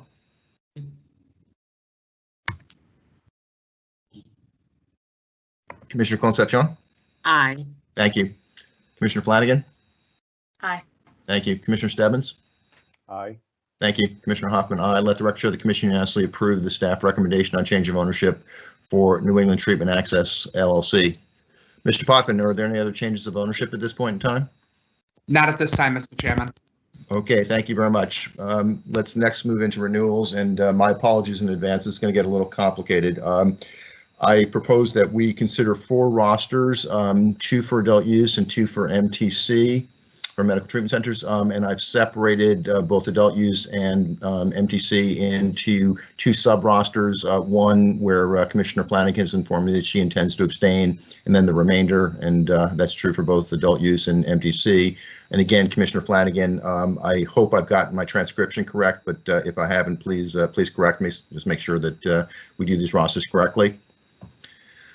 So let's start with adult use and renewals that Commissioner Flanagan has informed me that she intends to abstain, and I'm going to just read the letters here from the slide in front of you. The ones that will be in this roster that Commissioner Flanagan intends to abstain are F, G, T, U, W, double G, double H, double I, double J, double K, double L, double M, and double T. Commissioner Flanagan, before I ask for a review by Commissioner by Mr. Potvin, did I get that correct? Yes, Mr. Chairman. Thank you. Mr. Potvin, I should have let you do your review before I did the sub rosters, but could you go ahead and just kind of give your overall review, and then we'll go back to this roster? Absolutely, Mr. Chairman. These licensees have all complied with the Commission's requirements on the renewal of their license, namely updating all the information that required updating, updating certificates of good standing, stating any progress or success that they've had towards their positive impact and diversity plans, if any, and paying their appropriate licensure fee. With that, the staff do recommend those licenses that you stated for renewal. Thank you. Before I ask for a motion and a vote, Commissioner Camargo, I believe you had a comment you would like to make. Is this the appropriate time? Sure. Please go ahead then. Thank you, Chairman, and thank you, Kyle. I just wanted to give folks an update and take the opportunity now to talk a little bit about our diversity guideline group that is hoping to have some new guidelines around our diversity plans. And I took the time this time around, having already reviewed a lot of provisional licenses the last few months, I really took time to review renewals. I appreciate the renewal process. It was very interesting to see a lot of the documentations that folks uploaded in terms of videos of trainings, emails, correspondence.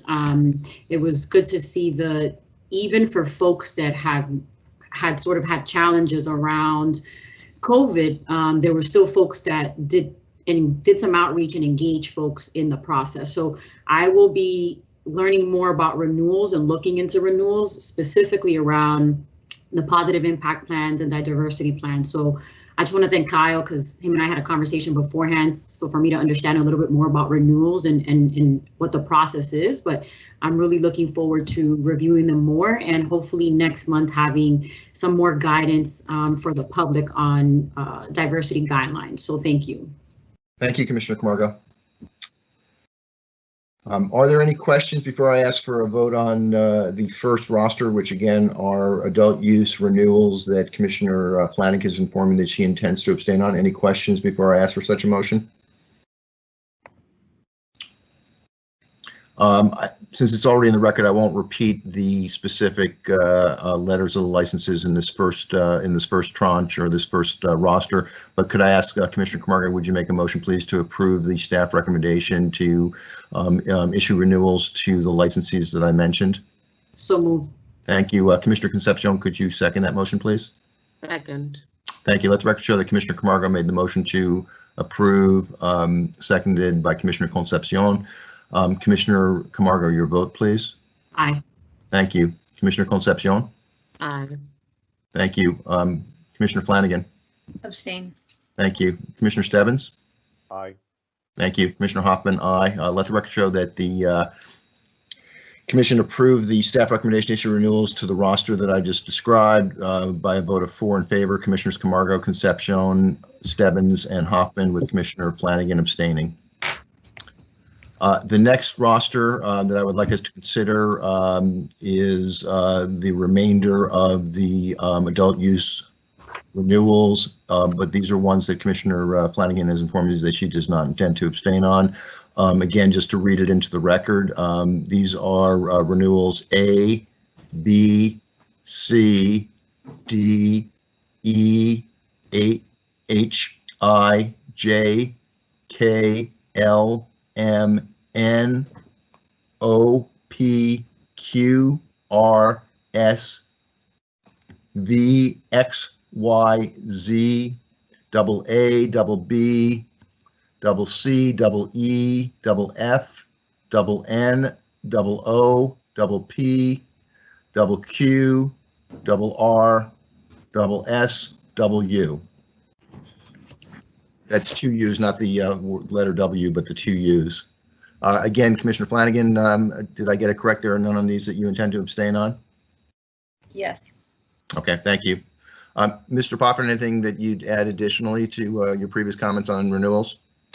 No, I would reiterate the same sentiments that were related for the last batch. Okay, thank you very much. Then could I ask, please, Commissioner Flanagan, would you make a motion to approve the staff recommendation for this roster? So moved. Thank you. Commissioner Stebbins, would you second that motion, please? Second. Thank you. Let the record show that Commissioner Flanagan made the motion approved, seconded by Commissioner Stebbins. Commissioner Camargo, your vote, please. Aye. Thank you. Commissioner Concepcion. Aye. Thank you. Commissioner Flanagan. Aye. Thank you. Commissioner Stebbins. Aye. Thank you. Commissioner Hoffman. Aye. Let the record show that the commission unanimously approved the staff recommendation to issue renewals to the roster that I just went through. Next up are, again, 2 rosters for medical treatment center renewals. The first roster, Commissioner Flanagan is informing that she intends to abstain on, so let's treat that first. And I'll read the roster. Double V, double W, double Y, triple C, triple D, triple E. Is that correct, Commissioner Flanagan? Yes. Thank you. Mr. Potvin, any additional comments on these renewals? I know these are MTCs, not adult use. No additional comments on these as well, Mr. Chairman. Okay, thank you. Any questions before I ask for a motion? Then Commissioner Camargo, could I ask you for a motion to approve the staff recommendation to issue renewals to the roster I just read through? So moved. Thank you. Commissioner Concepcion, could I ask you to second that, please?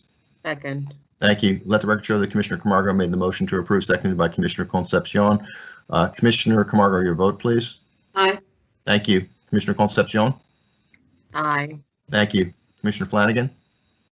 Abstain. Thank you. Commissioner Stebbins. Aye. Thank you. Commissioner Hoffman, aye. Let the record show that the commission approved the staff recommendation issue renewals to the roster I just went through by a vote of 4 in favor. Commissioners Camargo, Concepcion, Stebbins, and Hoffman, with Commissioner Flanagan abstaining. The last roster for renewals are ones that Commissioner Flanagan has informed me she will not abstain on, and those are XX, ZZ, AAA, and BBB. Mr. Potter, anything you'd add to these other than your previous comments? No, Mr. Chairman.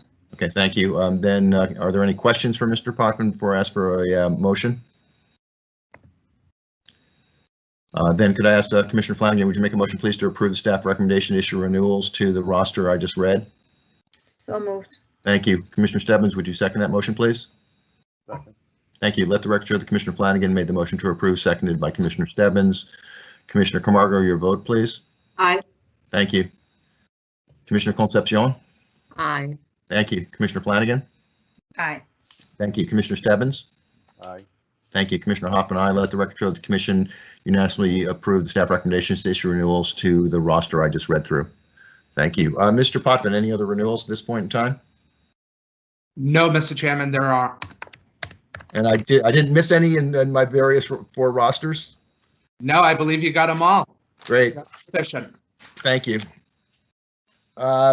Next up are final licenses. And again, I'm going to break this into 2 sub rosters. One, again, that Commissioner Flanagan has informed me that she intends to abstain on, and then the remainder. But before I go through the 2 separate rosters, Mr. Potvin, your comments?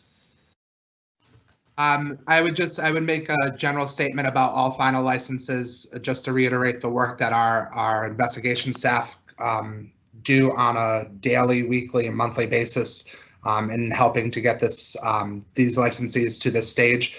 All of the licensees have been inspected pertaining to their structure, their facility, their local compliance, and more specifically to their individualized operation. All of the licensees have been found in full compliance with the Commission's regulations and have no outstanding deficiencies, and therefore staff do recommend all of the stated final licenses on the public meeting agenda for final licensure. Thank you very much, Mr. Potvin. Any questions for Mr. Potvin before I describe the rosters and ask for a motion and vote? Okay, thank you. Well, the first roster, again, that Commissioner Flanagan has informed me she intends to abstain on, A, B, E, F, G, I, and Q. Did I get that correct, Commissioner Flanagan? Yes, Mr. Chairman. Thank you. Could I ask, please, for a motion to approve the staff recommendation on issuing final licenses to the roster that I just described? Commissioner Stebbins, would you make such a motion, please? So moved. Thank you. Commissioner Camargo, would you second that motion, please? Second. Thank you. Let's record show that Commissioner Stebbins made the motion to approve, seconded by Commissioner Camargo. Commissioner Camargo, your vote, please. Aye. Thank you. Commissioner Concepcion? Aye. Thank you. Commissioner Flanagan? Abstain. Thank you. Commissioner Stebbins? Aye. Thank you. Commissioner Hoffman, I let the record show that the commission approved the staff recommendation to issue final licenses to the roster I just described by a vote of 4 in favor. Commissioners Camargo, Concepcion, Stebbins, and Hoffman, with Commissioner Flanagan abstaining. The second sub-roster are the remainder that Commissioners Flanagan has informed that she will not need to abstain on. Those are C, D, H, J, K, L, M, N, O, P. Did I get that correct, Commissioner Flanagan? Yes, Mr. Chairman. Thank you. Are there any questions for Mr. Potvin on these before I ask for a motion and a vote? Then Commissioner Flanagan, would you please make a motion to approve the staff recommendation to issue final licenses to the roster I just named? So moved. Thank you. Commissioner Stebbins, would you second that motion, please? Second. Thank you. Let's record show that Commissioner Flanagan made the motion to approve, seconded by Commissioner Stebbins. Commissioner Camargo, your vote, please. Aye. Thank you. Commissioner Concepcion? Aye. Thank you. Commissioner Flanagan? Aye. Thank you. Commissioner Stebbins? Aye. Thank you. Commissioner Hoffman, I let the record show the commission unanimously approved the staff recommendation to issue final licenses to the roster that I just read through. Mr. Potvin, is that it for final licenses? It is, Mr. Chairman. Okay, thank you very much. To my fellow commissioners, we have provisional licenses. I think we have, if my count is correct, 19. I'm going to suggest that we try to get through this without taking a lunch break. Then I think we can see if we need one before we get to the 2 final topics on the agenda. Is that okay with everybody? Mm-hmm. Or would anybody prefer to take a lunch break before we get into provisionals?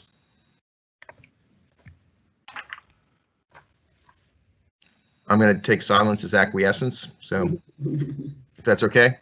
Yep. So, Mr. Potvin, we're going to do these as usual, one by one. Let's get going, starting with A Boathouse Store LLC. And I'm not going to read the license numbers. You do that as well, so I think it's redundant and it'll save me some breath, if that's okay with you.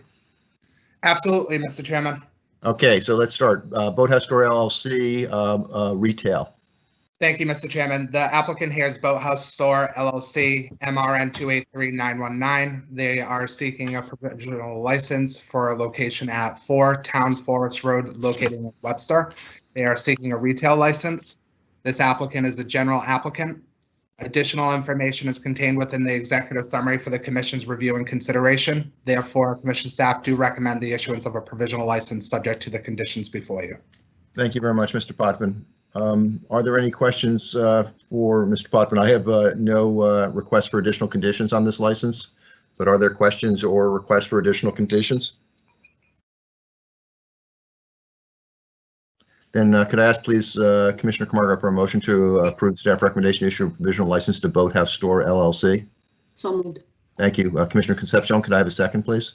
Second. Thank you. Let's make sure that Commissioner Camargo made the motion to approve, seconded by Commissioner Concepcion. Commissioner Camargo, your vote, please. Aye. Thank you. Commissioner Concepcion. Aye. Thank you. Commissioner Flanagan. Aye. Thank you. Commissioner Stebbins. Aye. Thank you. Commissioner Hoffman, aye. Let the record show the commission unanimously approved the staff recommendation to issue a provisional license to Boathouse Store LLC. Next up, Mr. Potvin, C3 Berlin LLC, retail. Thank you, Mr. Chairman. The applicant here is C3 Berlin LLC, MRN 283625. They're seeking a retail license to be located at 64 Banner Road, located in Berlin. Additional information is contained within the executive summary for the Commission's review and consideration. Therefore, staff do recommend the issuance of a provisional license subject to the conditions before you. Okay. Thank you very much, Mr. Potvin. I have a request from Commissioner Stebbins for an additional condition on this license, which is, quote, prior to final licensure, provide any hiring goals for veterans, disabled residents, and LGBTQ residents. Are there other questions for Mr. Potvin or other requested additional conditions? Then could I ask Commissioner Stebbins, would you please make a motion to approve the staff recommendation to issue a provisional license to C3 Berlin LLC, subject to the additional condition requested by Commissioner Stebbins? So moved. Thank you. Commissioner Camargo, would you second that motion, please? Second. Thank you. Let the record show that Commissioner Stebbins made the motion to approve, seconded by Commissioner Camargo. Commissioner Camargo, your vote, please. Aye. Thank you. Commissioner Concepcion. Aye. Thank you. Commissioner Flanagan. Aye. Thank you. Commissioner Stebbins. Aye. Thank you. Commissioner Hoffman. Aye. Let the record show that the commission unanimously approved the staff recommendation to issue a provisional license to C3 Berlin LLC, subject to the additional condition requested by Commissioner Stebbins. Next up, Coastal Cultivars, LLC, retail. This was my understanding, Mr. Potvin, was expedited as a minority-owned business. Is that correct? That is correct, Mr. Chairman. Okay, please go ahead.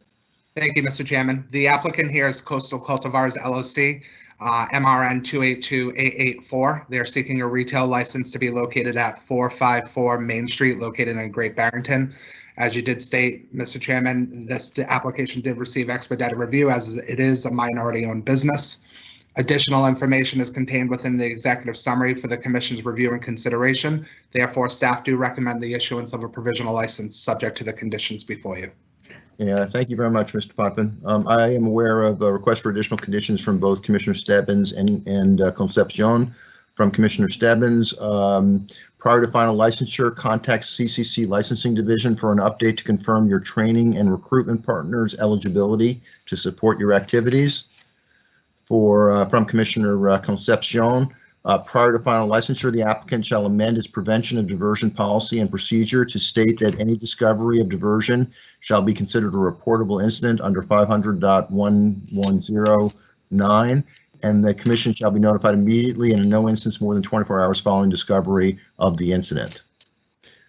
Are there additional questions for Mr. Potvin or requests for additional conditions on this license? Okay, then could I ask Commissioner Concepcion, would you please make a motion to approve the staff recommendation to issue a provisional license to Coastal Cultivars LLC, subject to the additional conditions requested by Commissioners Concepcion and Stebbins? So moved. Thank you. Commissioner Stebbins, would you second that motion, please? Second. Thank you. Let the record show that Commissioner Concepcion made the motion to approve, seconded by Commissioner Concepcion. Commissioner Camargo, your vote, please. Aye. Thank you. Commissioner Concepcion? Aye. Thank you. Commissioner Flanagan? Aye. Thank you. Commissioner Stebbins? Aye. Thank you. Commissioner Hoffman, aye. Let the record show the commission unanimously approved the staff recommendation to issue a provisional license to Coastal Cultivars LLC, subject to the additional conditions requested by Commissioners Concepcion and Stebbins. Okay, Mr. Poffin, next up, debilitating medical condition treatment centers, Tier 10 outdoor cultivation. This application was expedited given its license type. Is that correct? That is correct, Mr. Chairman. Please go ahead. Thank you, Mr. Chairman. The applicant here is Debilitating Medical Condition Treatment Centers, Inc. They are seeking a Tier 10 outdoor cultivation license proposed to be located at 7 River Road, located in Whately. Additional information is contained within the executive summary for the Commission's review and consideration. Therefore, Commission staff do recommend the issuance of a provisional license subject to the conditions before you. Okay, thank you very much, Mr. Potvin. I have a request from Commissioner Stebbins to add 2 additional conditions to this license. First, prior to final licensure, review diversity hiring goals and projected number of employees.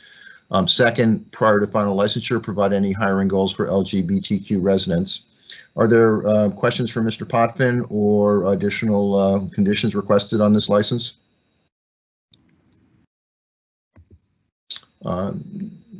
Then could I ask Commissioner Stebbins, would you please make a motion to approve the staff recommendation issue a provisional license subject to the additional condition requested by Commissioner Stebbins? So moved. Thank you. Commissioner Camargo, would you second that motion, please? Second. Thank you. Let's make sure that Commissioner Stebbins made the motion to approve, seconded by Commissioner Camargo. Commissioner Camargo, your vote, please. Aye. Thank you. Commissioner Concepcion? Aye. Thank you. Commissioner Flanagan? Aye. Commissioner Flanagan, you had indicated you were abstaining on this. I mean, abstain, sorry. Yeah, I just want to make sure that we got that right. So you are abstaining on this vote, is that correct? Yes. Thank you. Commissioner Stebbins? Aye. Thank you. Commissioner Hoffman, aye. Let the record show that the commission approved the staff recommendation to issue a provisional license to debilitating medical condition treatment centers, subject to the additional conditions requested by Commissioner Stebbins, with a vote of 4 in favor, Commissioners Camargo, Concepcion, Stebbins, and Hoffman, with Commissioner Flanagan abstaining. Thank you. Mr. Potter, next up, and I'm not sure how to pronounce it, but it's Discerned Cannabis Purveyors Incorporated. That's how I've been pronouncing it, Mr. Chairman. Okay. This was expedited as a minority-owned business, if I'm correct? That is correct, Mr. Chairman. Thank you. Please go ahead. Thank you. The applicant here is Discerned Cannabis Purveyors Incorporated. They are seeking a retail license proposed to be located at 130 Worcester Street, located in Grafton. As you stated, Mr. Chairman, they did receive expedited review as it is a minority-owned business. Additional information is contained within the executive summary for the Commission's review and consideration. Therefore, Commission staff do recommend the issuance of a provisional license subject to the conditions before you. Okay, thank you. I have requests for additional conditions on this license from both Commissioner Stebbins and Flanagan.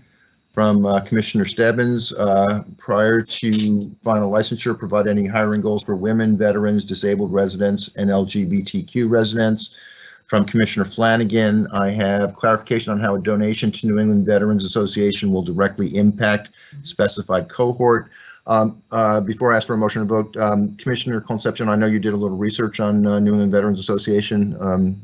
Any comments on that would affect the proposed condition by Commissioner Flanagan? Well, I did look at that. The organization is located in Fitchburg. It's not explicitly stated, however, in their positive impact plan. So I was originally of the same position as Commissioner Flanagan because the statement made in the positive impact plan was that the organization as a whole serves disproportionately impacted areas, but it doesn't specify which ones. Commissioner Flanagan, you would like your proposed motion to be part of the motion? Yes. Okay, great. Any other questions for Mr. Potvin or requests for additional conditions?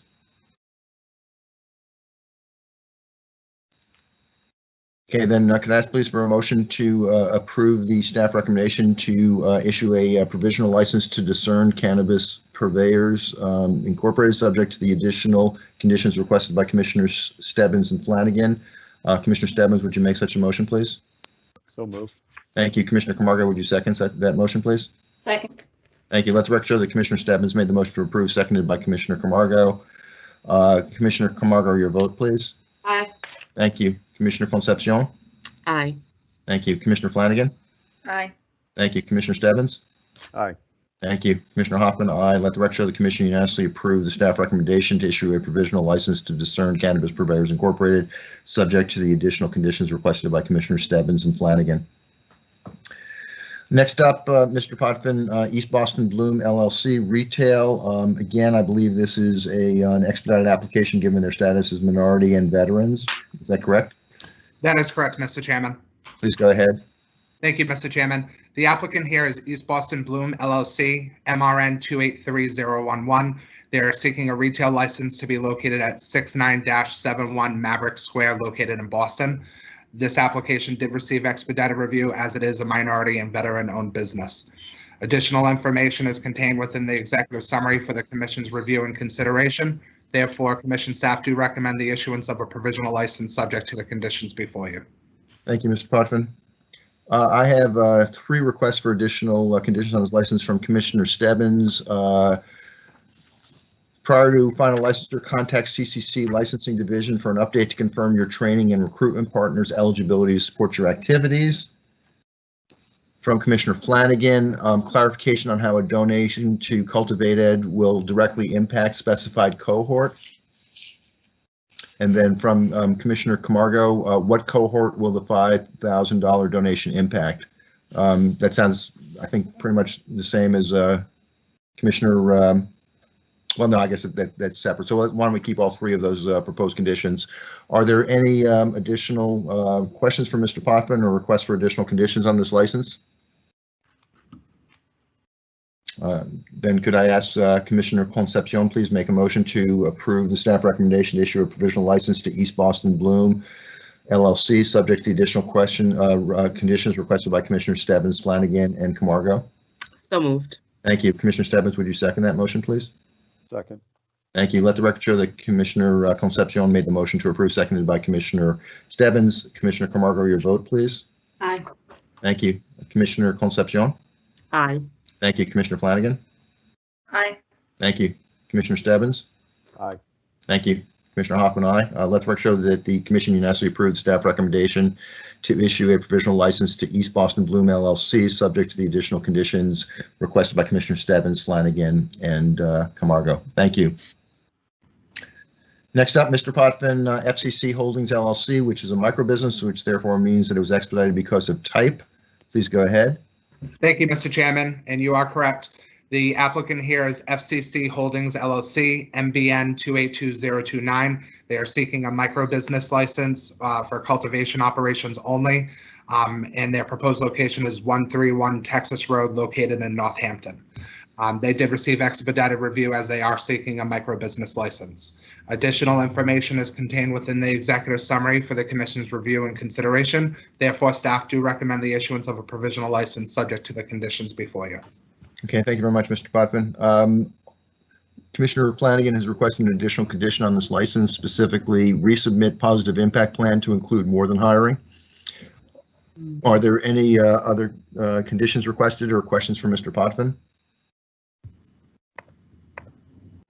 Okay, then could I ask Commissioner Flanagan, would you please make a motion to approve the staff recommendation to issue a provisional license to FCC Holdings LLC, subject to the additional condition requested by Commissioner Flanagan? So moved. Thank you. Commissioner Stebbins, would you second that motion, please? Second.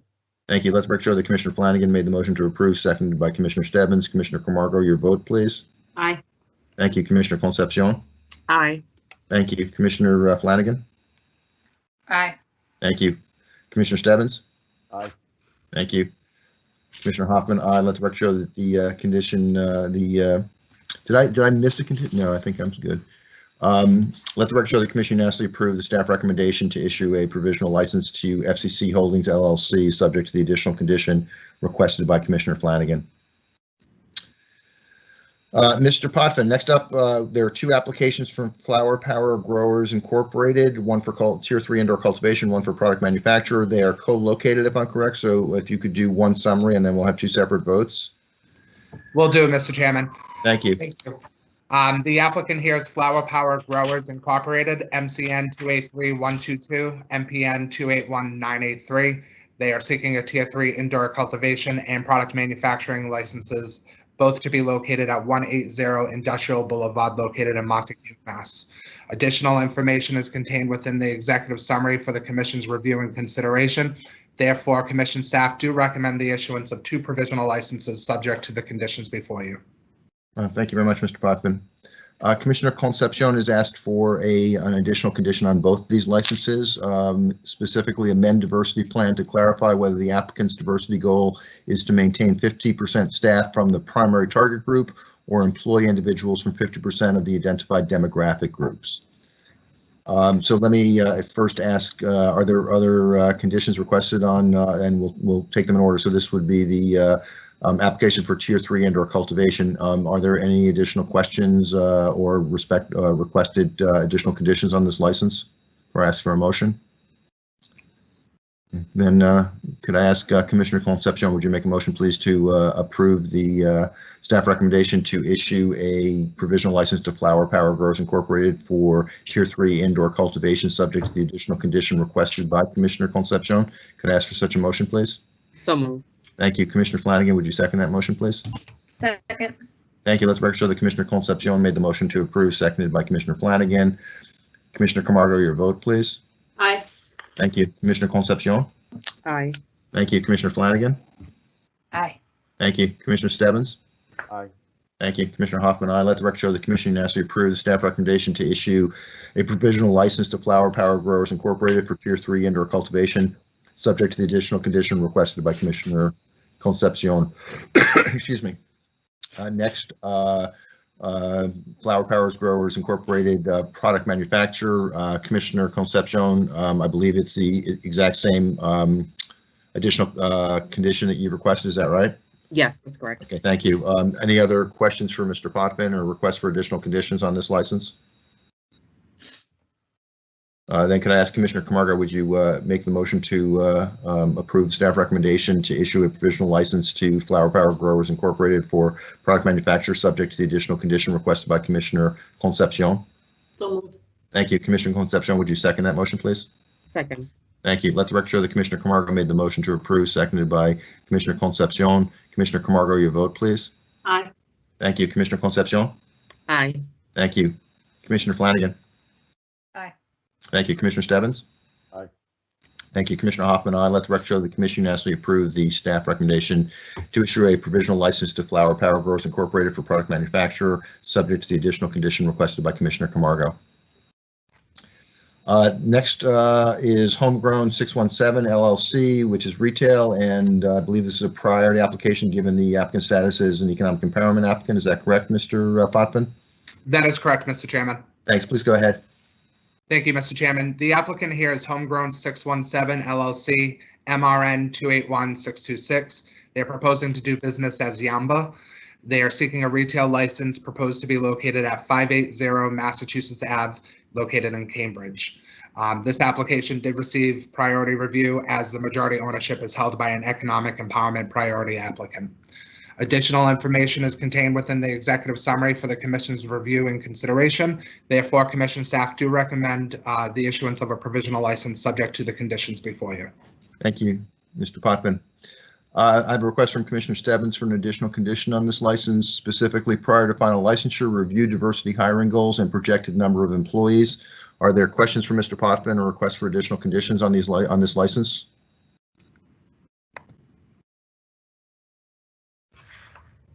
Then could I ask Commissioner Stebbins, would you please make a motion to approve the staff recommendation to issue a provisional license to Homegrown 617 LLC, subject to the condition requested by Commissioner Stebbins?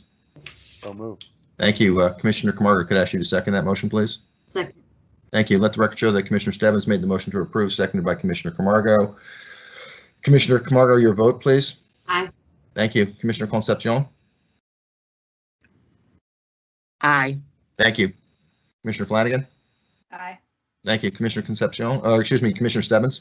Aye. Thank you. Commissioner Hoffman, aye. Let the record show that the commission unanimously approved the staff recommendation to issue a provisional license to Homegrown 617 LLC, subject to the additional condition requested by Commissioner Stebbins. How you doing, Mr. Potvin? I'm doing just fine, Mr. Chairman. Thank you for asking.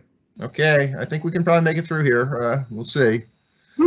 I reserve the right to change my mind depending on how this goes. Okay, we now have 2 applications from Ideal Craft Cannabis Incorporated, one for Tier 1 indoor cultivation, second for product manufacturer.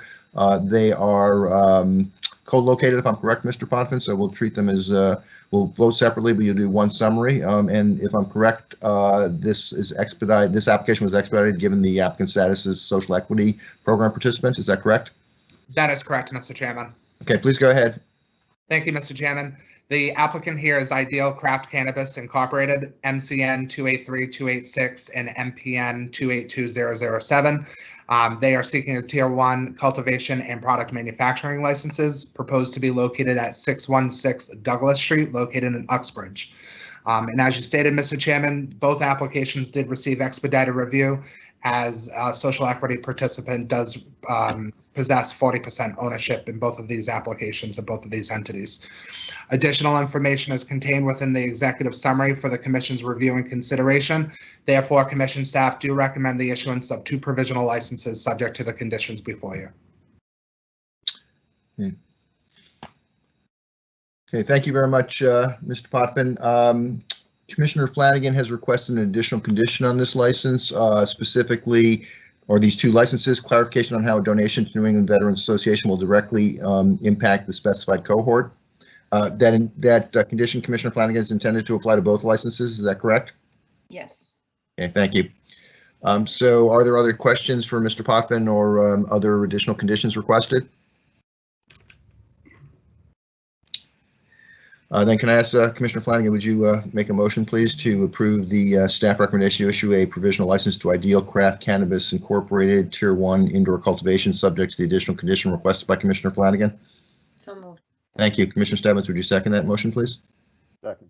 Thank you. Let the record show that Commissioner Flanagan made the motion to approve, seconded by Commissioner Stebbins. Commissioner Flanagan, your vote. Oh, sure. I'm sorry. Commissioner Camargo, your vote, please. Aye. Thank you. Commissioner Concepcion. Aye. Thank you. Commissioner Flanagan. Aye. Thank you. Commissioner Stebbins. Aye. Thank you. Commissioner Hoffman, aye. Let the record show the Commission unanimously approved the staff recommendation to issue a provisional license to Ideal Craft Cannabis Incorporated, Tier 1 indoor cultivation, subject to the additional condition requested by Commissioner Flanagan. Can I next ask for a motion, please, to approve the staff recommendation to issue a provisional license to Ideal Craft Cannabis Incorporated for product manufacturing, subject to the additional condition requested by Commissioner Flanagan. Commissioner Camargo, could I have such a motion, please? So moved. Thank you. Commissioner Concepcion, would you second that motion, please? Second. Thank you. Let the record show that Commissioner Camargo made the motion to approve, seconded by Commissioner Concepcion. Commissioner Camargo, your vote, please. Aye. Thank you. Commissioner Concepcion. Aye. Thank you. Commissioner Flanagan. Aye. Thank you. Commissioner Stebbins. Aye. Thank you. Commissioner Hoffman, aye. Let the record show that the Commission unanimously approved the staff recommendation to issue a provisional license to Ideal Craft Cannabis Incorporated for product manufacturing, subject to the additional condition requested by Commissioner Flanagan. Thank you. Next up, Mr. Potvin, LC Square LLC, product manufacturer. Please go ahead. Thank you, Mr. Chairman. The applicant here is LC Squared LLC, MPN 282013. They're seeking a product manufacturing license to be located at 173 Holland Avenue, located in Adams. This application was a general application. Additional information is contained within the executive summary for the Commission's review and consideration. Therefore, Commission staff recommend the issuance of a provisional license subject to the conditions before you. Thank you very much, Mr. Potvin. Commissioner Concepcion has asked for an additional condition on this license, specifically amend diversion policy and procedure to state that the Commission shall be notified immediately and in no instance more than 24 hours following discovery of any reportable incident defined by 935 CMR 500.1109. Are there other conditions requested or questions from Mr. Potvin on this license application? Then could I ask Commissioner Stebbins, would you make a motion, please, to approve the staff recommendation to issue a provisional license to LC Square LLC, subject to the additional condition requested by Commissioner Concepcion? So moved. Thank you. Commissioner Flanagan, would you second that motion, please? Second. Thank you. Let the record show that the motion was made by Commissioner Stebbins, seconded by Commissioner Flanagan. Commissioner Camargo, your vote, please. Chairman, Yes. I'm going to vote aye, but I also want to make a comment after we're done with this one. Sure. Okay. Thank you. Thank you for your vote, though. Commissioner Concepcion? Aye. Thank you. Commissioner Flanagan? Aye. Thank you. Commissioner Stebbins? Aye. Thank you. Commissioner Hoffman? Aye. Let the record show the commission unanimously approved the staff recommendation to issue a provisional license to LC Square LLC, subject to the additional condition requested by Commissioner Concepcion. Go ahead, Commissioner Camargo. I just want to point out LC Square, they had a very, at least in my opinion, simple to read and very straightforward positive impact plan and diversity plan. I think it was very well thought out. And they also pointed out that they have hopes to be a social justice leader in terms of a status. But I just wanted to thank them because we're reading a lot of these things, and the easier they are for us to read in terms of straightforward and how they organize it in the page is great. So I just want to say thank you. Okay, thanks very much for that comment. I appreciate it. Next up, Mr. Potvin, Leaf Relief Incorporated for retail. Please go ahead. Thank you, Mr. Chairman. The applicant here is Leaf Relief Incorporated. The proposed location is 165 Westgate Drive, located in Brockton. They are seeking a retail license. Additional information is contained within the executive summary for the Commission's review and consideration. Therefore, Commission staff do recommend the issuance of a provisional license subject to the conditions before you. Thank you very much. I have a request from Commissioner Concepcion for an additional condition on this license, specifically amend security plan to state that appropriate law enforcement authorities and the Commission shall be notified of any breach of security or other reportable incident defined by 935 CMR 500.1109 immediately and in no instance more than 24 hours following discovery of the breach or incident. Are there questions for Mr. Potvin or other conditions requested before I ask for a motion? Another condition, Chairman. Did I miss you? No, I didn't send it to you. I didn't send it to you. So can I add? We'll overlook that. Go ahead, please, if you could read your condition. Yeah, so I wanted to ask if they could resubmit their positive impact plan to include more than just 4 cleanups. I'm sorry, say that again, just for my records. Yep, so I wanted to ask them to resubmit their positive impact plan to include more than 4 cleanups. Okay, thank you. Thank you. Are there any other conditions requested or questions for Mr. Potvin? Then could I ask Commissioner Concepcion, would you please make a motion to approve the staff recommendation to issue a provisional license to Leaf Relief Incorporated, subject to the additional conditions requested by Commissioners Concepcion and Camargo? So moved. Thank you. Commissioner Camargo, would you second that motion, please? Second. Thank you. Let the record show that Commissioner Concepcion made the motion to approve, seconded by Commissioner Camargo. Commissioner Camargo, your vote, please. Aye. Thank you. Commissioner Concepcion? Aye. Thank you. Commissioner Flanagan? Aye. Thank you. Commissioner Stebbins? Aye. Thank you. Commissioner Hoffman, aye. Let the record show the Commission unanimously approved the staff recommendation to issue a provisional license to Leaf Relief Incorporated, subject to the additional conditions requested by Commissioners Concepcion and Camargo. Thank you. We're up to Morning Dew LLC, which is a micro business and therefore expedited both because of its license type as well as the fact that this is a women-owned business. Is that correct, Mr. Potvin? That is correct, Mr. Chairman. Please go ahead. Thank you, Mr. Chairman. The applicant here is Morning Dew LLC, MBN 282152. They are seeking a micro business license for cultivation operations only, proposed to be located at 47 Daniel Shays Highway, located in Orange. They did receive expedited review as they are a women-owned business, as well as the fact that they are applying for a micro business license. Additional information is contained within the executive summary for the Commission's review and consideration. Therefore, Commission staff do recommend the issuance of a provisional license subject to the conditions before you. Thank you very much, Mr. Potvin. I have a request from Commissioner Camargo for additional condition on this, specifically For the diversity plan, can you provide clarification on your diversity plan goal 1 and 2? 1, who is goal 1 intended to impact, staff or community members? Who are you looking to engage? And then for goal 2, provide clarification on goal 2. Are you referring to agents who work for Morning Dew? Are there other questions for Mr. Potvin or requests for additional conditions on this license? Then can I ask Commissioner Flanagan, would you please make a motion to approve the staff recommendation to issue a provisional license to Morning Dew LLC, subject to the additional condition requested by Commissioner Camargo? So moved. Thank you. Commissioner Stebbins, would you second that motion, please? Second. Thank you. Let the record show that Commissioner Flanagan made the motion to approve, seconded by Commissioner Stebbins. Commissioner Camargo, your vote, please. Aye. Thank you. Commissioner Concepcion? Aye. Thank you. Commissioner Flanagan? Aye. Thank you. Commissioner Stebbins? Aye.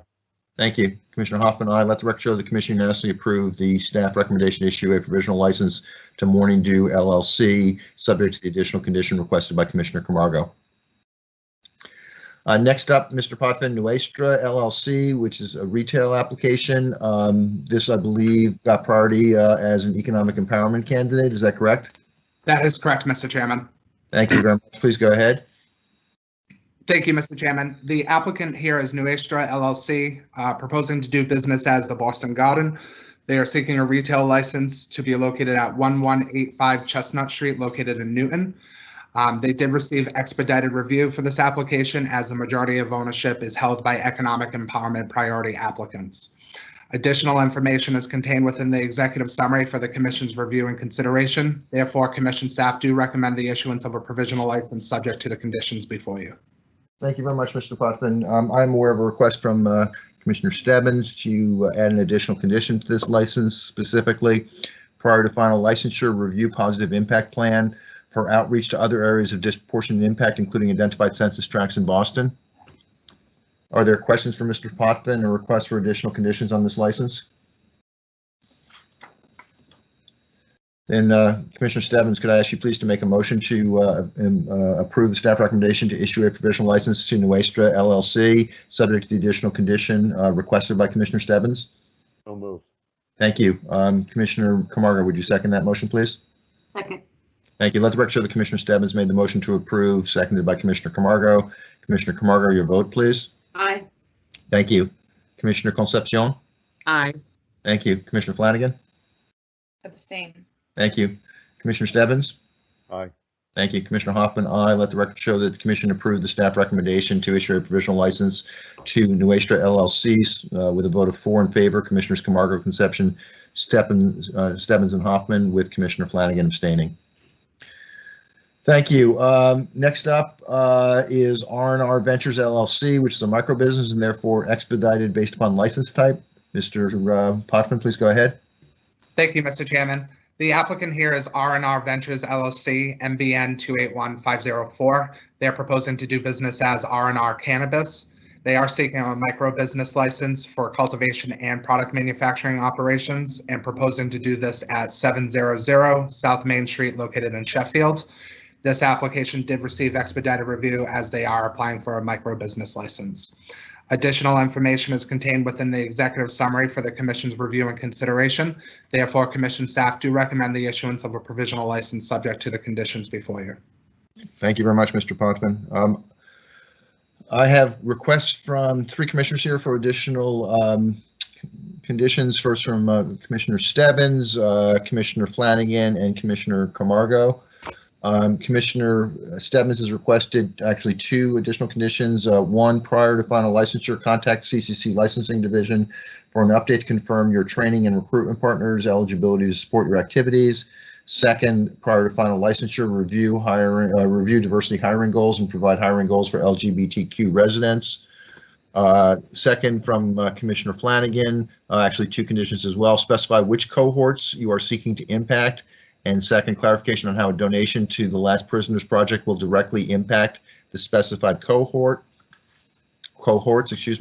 Then from Commissioner Camargo for the positive impact plan, clarify the donation that to the Last Prisoner Project and the impact it will have on Massachusetts residents. Would you like to keep that in addition to Commissioner Flanagan's condition, Commissioner Camargo, or are you okay with just using hers? Feel free to combine it. Yep. Okay, so we'll just go with Commissioner Flanagan and Commissioner Stebbins. Any additional conditions or questions for Mr. Potvin on this license? And then could I ask Commissioner Stebbins, would you please make a motion to approve the staff recommendation to issue a provisional license to R&R Ventures LLC, subject to the additional conditions requested by Commissioner Stebbins and Commissioner Flanagan? So moved. Thank you. Commissioner Flanagan, would you second that motion, please? Second.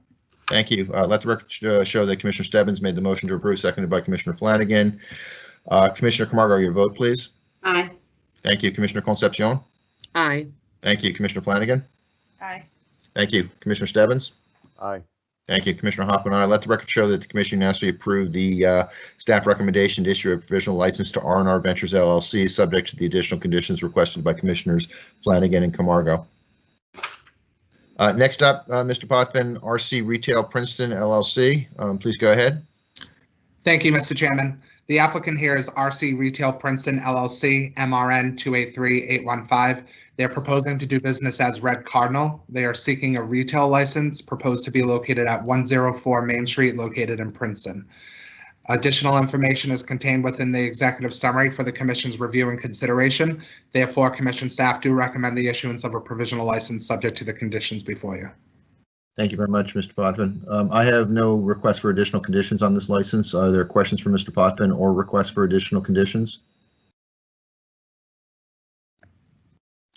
Then could I ask Commissioner Camargo, would you please make a motion to approve the staff recommendation to issue a provisional license to RC Retail Princeton LLC? So moved. Thank you. Commissioner Concepcion, could I ask you to second that motion, please? Second. Thank you. Let the record show that Commissioner Camargo made the motion to approve, seconded by Commissioner Concepcion. Commissioner Camargo, your vote, please. Aye. Thank you. Commissioner Concepcion. Aye. Thank you. Commissioner Flanagan. Abstain. Thank you. Commissioner Stebbins. Aye. Thank you. Commissioner Hoffman, I let the record show that the commission approved the staff recommendation to issue a provisional license to RC Retail or Princeton LLC with a vote of 4 in favor. Commissioners Camargo, Concepcion, Stebbins, and Hoffman, with Commissioner Flanagan abstaining. Next up, Mr. Potvin, Tempest Incorporated retail, and this one I believe was expedited given the applicant status as a social equity program participant. Is that correct? That is correct, Mr. Chairman. Please go ahead. Thank you, Mr. Chairman. The applicant here is Tempest Incorporated. They are MRN 282429. They are seeking a retail license proposed to be located at 420 State Road, located in Phillipston. They did receive expedited review as 100% of the ownership is held by a social equity program participant. Additional information is contained within the executive summary for the commission's review and consideration. Therefore, commission staff do recommend the issuance of a provisional license subject to the conditions before you. Thank you very much, Mr. Potvin. I am not aware of any requests for additional conditions on this license application. Are there questions for Mr. Potvin or requests for additional conditions? Were you raising your hand, Commissioner Camargo? No. Okay. Sorry. No, it's okay. I'm You're playing with your pencil, right? Yes.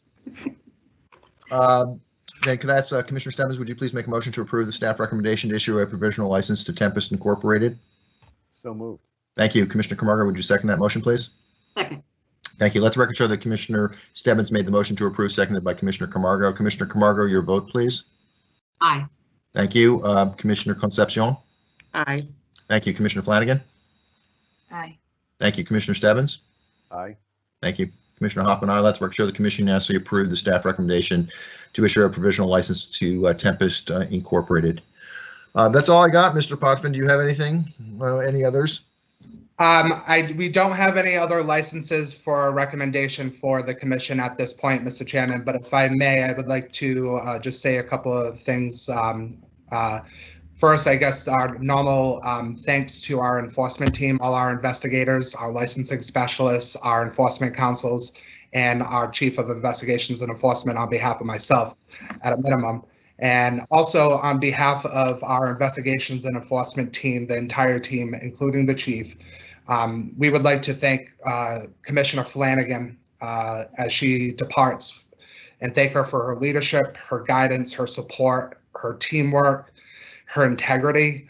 in all the efforts in helping to stand up this industry, to form and evolve the commission and all public health initiatives. And we appreciate everything that you have done. And thank you. Thank you for those comments, Commissioner or Mr. Potvin. Commissioner Flanagan, anything you want to say? Thank you, Mr. Potvin. I really do appreciate those kind words. You and your team and the enforcement team are really top notch, and I've enjoyed working with all of you. I promise not to pester you as much as I have in the last 3 years, certainly during my cooling off period, but I wish you all well and really have a lot of faith in this agency going forward with you guys at the helm. Thank you, Commissioner Flanagan, and thank you for those comments, Commissioner, or excuse me, Mr. Potvin. And as always, my thanks to you and your team for just a tremendous job. So really appreciate it. I think you're off the hook for the rest of the meeting, Mr. Potvin. So thank you. Thank you, Mr. Chairman. Matt, if you could just put the next slide up, or the agenda slide. Yeah, there's 2 topics for commission discussion and vote. I don't expect that either one of them is going to last for a long time, but what I would really appreciate is if we could take maybe a 5-minute bathroom break, so reconvene at 12:45, and I think we'll be able to get through this relatively quickly. If anybody would prefer that we take a lunch break, please raise your hand now. Okay, then we're in recess till 12:45, and then we'll get back into these 2 commission discussion and vote topics. Thank you.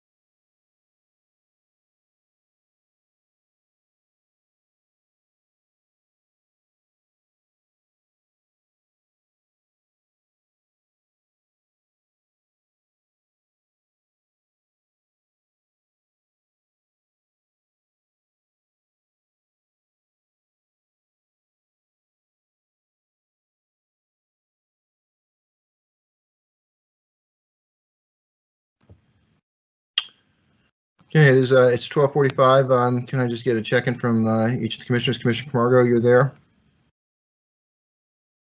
Yes. Commissioner Flanagan, I can see Commissioner Stebbins. Commissioner Concepcion, are you there? Yes, here. Okay, so we are back in session at 12:45. Can we have the next slide, please? Thank you, Matt. So two commission discussion and vote topics. First, delegation of limited authority to the executive director. We have in the past specifically delegated authority to the executive director. One example is you no longer see changes of location in our public meeting agendas. We've delegated that to the executive director. Similarly, we have delegated agent application approvals. This is just a continuation of that process. In our last round of regulations, there were several references to additional delegations that we intend to make to the executive director, and this vote will formalize that. Mr. Collins, anything you want to add to that? Sure. Thank you, Mr. Chairman. As you indicated, historically, there have been a number of delegations of authority since the inception of the commission. There's also some things that are strictly delegated through regulation. Other things actually are delineated by statute as well. So what you have before you is, I think, a compilation of all of those things. There's also included in that spreadsheet, though, a number of specific requests that would be new delegations, and I want to be candid about that and upfront about that. So there's a few things that are just based on administrative ease, we think, as well as trying to reserve those things that really do need to come before the commission as a policy matter, or certainly have the gravity, for instance, of issuing licenses, denying licenses, those types of things, as well as renewals and advancing folks through the administrative or through the substantive licensing process. So the request before you, again, I guess the spreadsheet itself, certainly upon first blush, can be intimidating or daunting. But it really is intended to give all commissioners a glimpse into what has been delegated historically, and also citing the source for that. So if it was previous or if it's regulation of statute, just identifying that. So obviously you've had it, and if there's any questions you may have, I'm certainly happy to entertain them, or if you'd like me to go through and identify those areas, I'm happy to do that as well. Those new areas, I should say. So let me thank you, Mr. Collins. Let me ask my fellow commissioners, would you like the executive director to go through things? I mean, I know you've had an opportunity to review this over the last few weeks, as well as the opportunity to sit with our executive director to ask questions. So how would you like to proceed? Do you have questions for the executive director, or would you like him to review things? I'm totally willing to proceed in a manner that you're most comfortable with. Should we just? Are there? Well, let me rephrase. Are there questions for the executive director before we make a motion? Mr. Chairman. Yes, go ahead, Commissioner Stebbins. Sure. Just two quick questions. Can you speak up a little bit? I'm having a little bit of a hard time hearing you. Sure. Sorry about that. I just had two quick questions on the spreadsheet. One is more procedural than anything else. Number 19. Well, it's 19 in the spreadsheet I have, which talks about approve or deny a proposed cure to a negative suitability determination. If I could just ask for clarification, is that who does that cure proposed by? I guess this is more a procedural question than anything else. As I poke myself with a pen, excuse me. So that's a fair question. It's something that we would normally process in the context of a suitability determination. The applicant or the licensee, depending on their status, would, in the event that they're confronted with either a presumptive negative or mandatory negative determination relative to suitability, they do have an option per the regulations to propose a cure. And at that point, we as staff would entertain the cure and determine whether or not to bring it before the commission. Ultimately, any suitability matter is a final decision of the commission. But it's something that we administratively accept, interpret, and then weigh as to whether or not it should be something that should go to the commission. So I guess it's kind of an intermediary step in the ultimate suitability process. Okay. The second question I have, which is I think it's line item number 30, which is approve or deny applications for change in ownership where the change in equity ownership is less than 10%. And I think you have a note. It's spelled out in the regs, but it's unclear what is being delegated since approval is only for changes over 10%. So I'm just wondering if that needs to kind of be kept in the spreadsheet. Yeah, it is, because it's a new element of the regulations as far as that that 10% threshold. That 10% threshold being a really meaningful threshold. There is obviously an opportunity that someone could bring in an investor that may be below, or a manager, for instance, that may be below the 10% threshold, but their control could rise above 10%, or things taken in concert. There's also the element of any change whatsoever introduced by an economic empowerment applicant must be brought before the commission so that we can continue to assess their eligibility to maintain that status. So I'd say it still is probably necessary there just to be clear in that delegated authority, but I think your question is a good one that I would suggest that I think these circumstances are going to be rare as far as when they'd actually come before me as the executive director, but also to us as administrative staff. But you're right as well that the majority of changes of ownership are going to continue to go before the commission ultimately. Okay, thank you, Mr. Chair. Those were the only two questions I had, and Okay. Answer the question. I didn't think you needed to go through all of the changes. But. Okay, thank you, Commissioner Stebbins. Are there other questions for the executive director? Then if it's okay, I'm actually going to make the motion here based upon language suggested by our general counsel, and then I'll ask for a second and we'll take a vote. Recognizing the executive director as the executive and administrative head of the commission under GL Chapter 10, Section 76J, move to accept the delegation of limited authority as described in the copy of 2021 delegations master document. Could I have a second of that motion, please? So second. I'm sorry, who was that? Commissioner Flanagan, thank you. Let the record show that the motion was made by Chairman Hoffman, seconded by Commissioner Flanagan. Commissioner Camargo, your vote, please. Aye. Thank you. Commissioner Concepcion? Aye. Thank you. Commissioner Flanagan? Aye. Thank you. Commissioner Stebbins? Aye. Thank you. Commissioner Hoffman, aye. Let the record show that the commission unanimously approved the motion. Thank you very much for your hard work on this, Mr. Executive Director, and I guess good luck. Thank you. Next up is, and you had mentioned this, Mr. Executive Director, in your report on the social equity program, the need to put out an RFR for social equity program vendors, given that the original contracts are expiring. Would you mind just giving a brief overview of that RFR? Sure, I'm happy to. So as I did indicate, this is obviously a necessary ingredient for cohort 3 and obviously subsequent follow-on cohorts of the social equity program. The initial contracts and vendors that we've been collaborating with and working with and supporting in the first 2 cohorts, that contract is due to expire. So obviously, rather than do nothing, we think it's important to go back out. It's also important that we learn from our experience based on the feedback of the vendors, based on the feedback of our participants, as well as our own staff, of what we've learned through this exercise, and incorporate that into any future procurement and programming that we may offer. So this RFR that's before you for your hopefully your approval and at least your consideration is a product of that entire process. Some high notes that I just want to hit and bring your attention to. We are looking to bring on multiple vendors here, just like our programs past. I don't have, and this proposal does not specify exactly how many, in large part because we want to be as inclusive and as broad as possible in seeking vendors. We do say we're looking for approximately 3 to 5. As you know, we started with 6. We're down to 3 now based on feedback and a number of other circumstances. That said, it's a target. It's not a specific request. Specifically, some of the courses that we would seek to offer are consistent with our existing course offerings, including for all 4 tracks, which are the entrepreneurial track, the core track, the entry, re-entry, and then lastly, the ancillary track. There's some 101 level courses we're going to offer for everybody, which is the business plan creation, raising capital, municipal process, HCAs, branding, accounting and taxes, and then agent recruitment.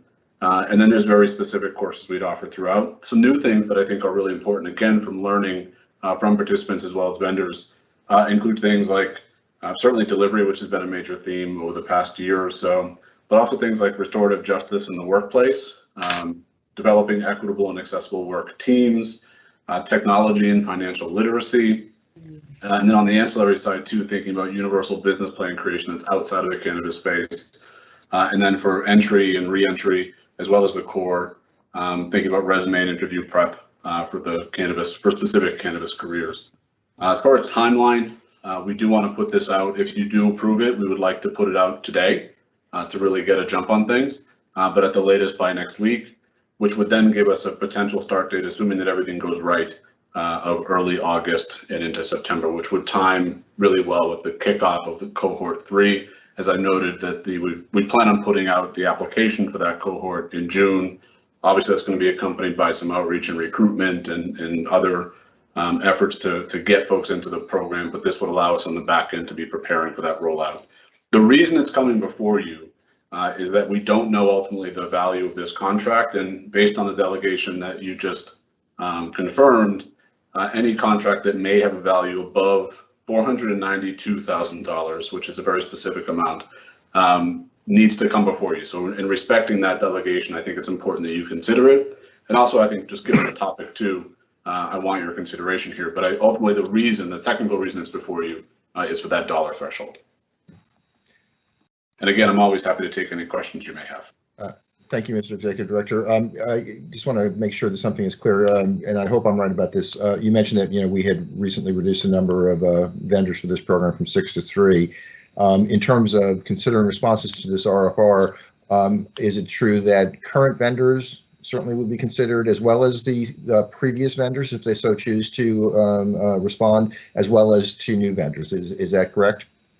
That's absolutely the case. We would encourage anyone that's interested in working in this program to apply. That includes current vendors, previous vendors, any new entrants into this space. And part of the procurement process is also a conference where we're happy to answer any questions that prospective vendors may have. And so anyone that may be intrigued by this opportunity from a coursework and a development standpoint, if there's any questions, the procurement itself offers an opportunity to answer them. But to answer your specific question, yes, we would take any applicants and consider them accordingly.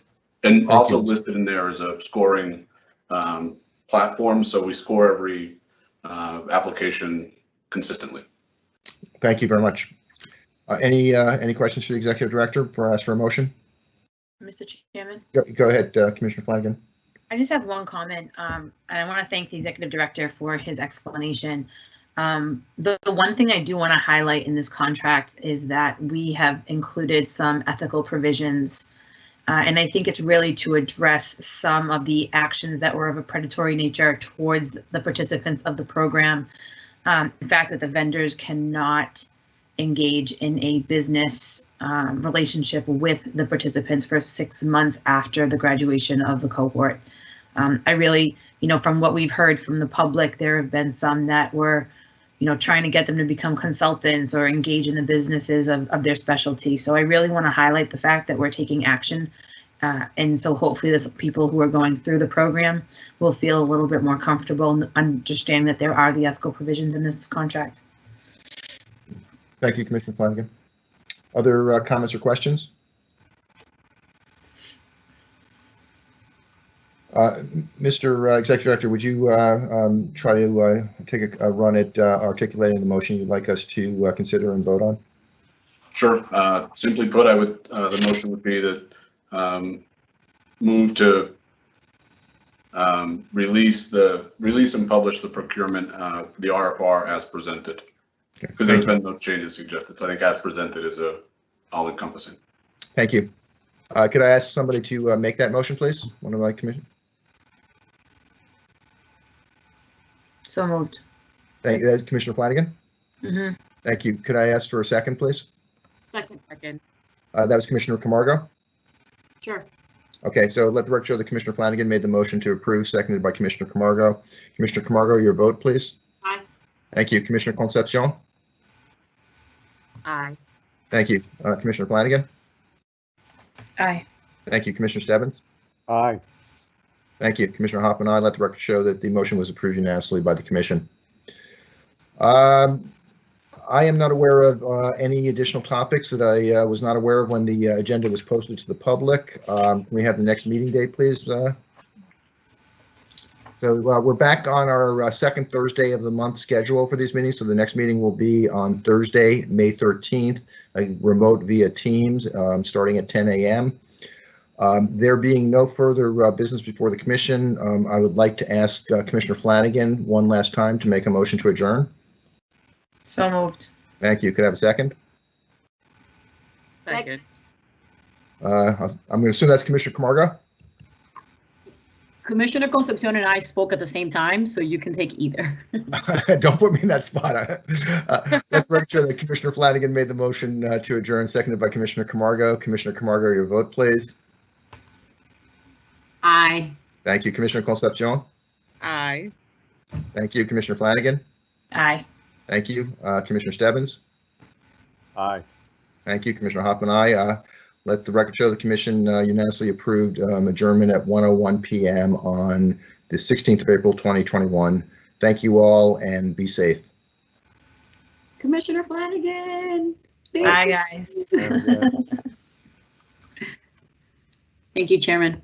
Thank you. Have a good day, everybody, and thanks for a good meeting. Absolutely. Thank you.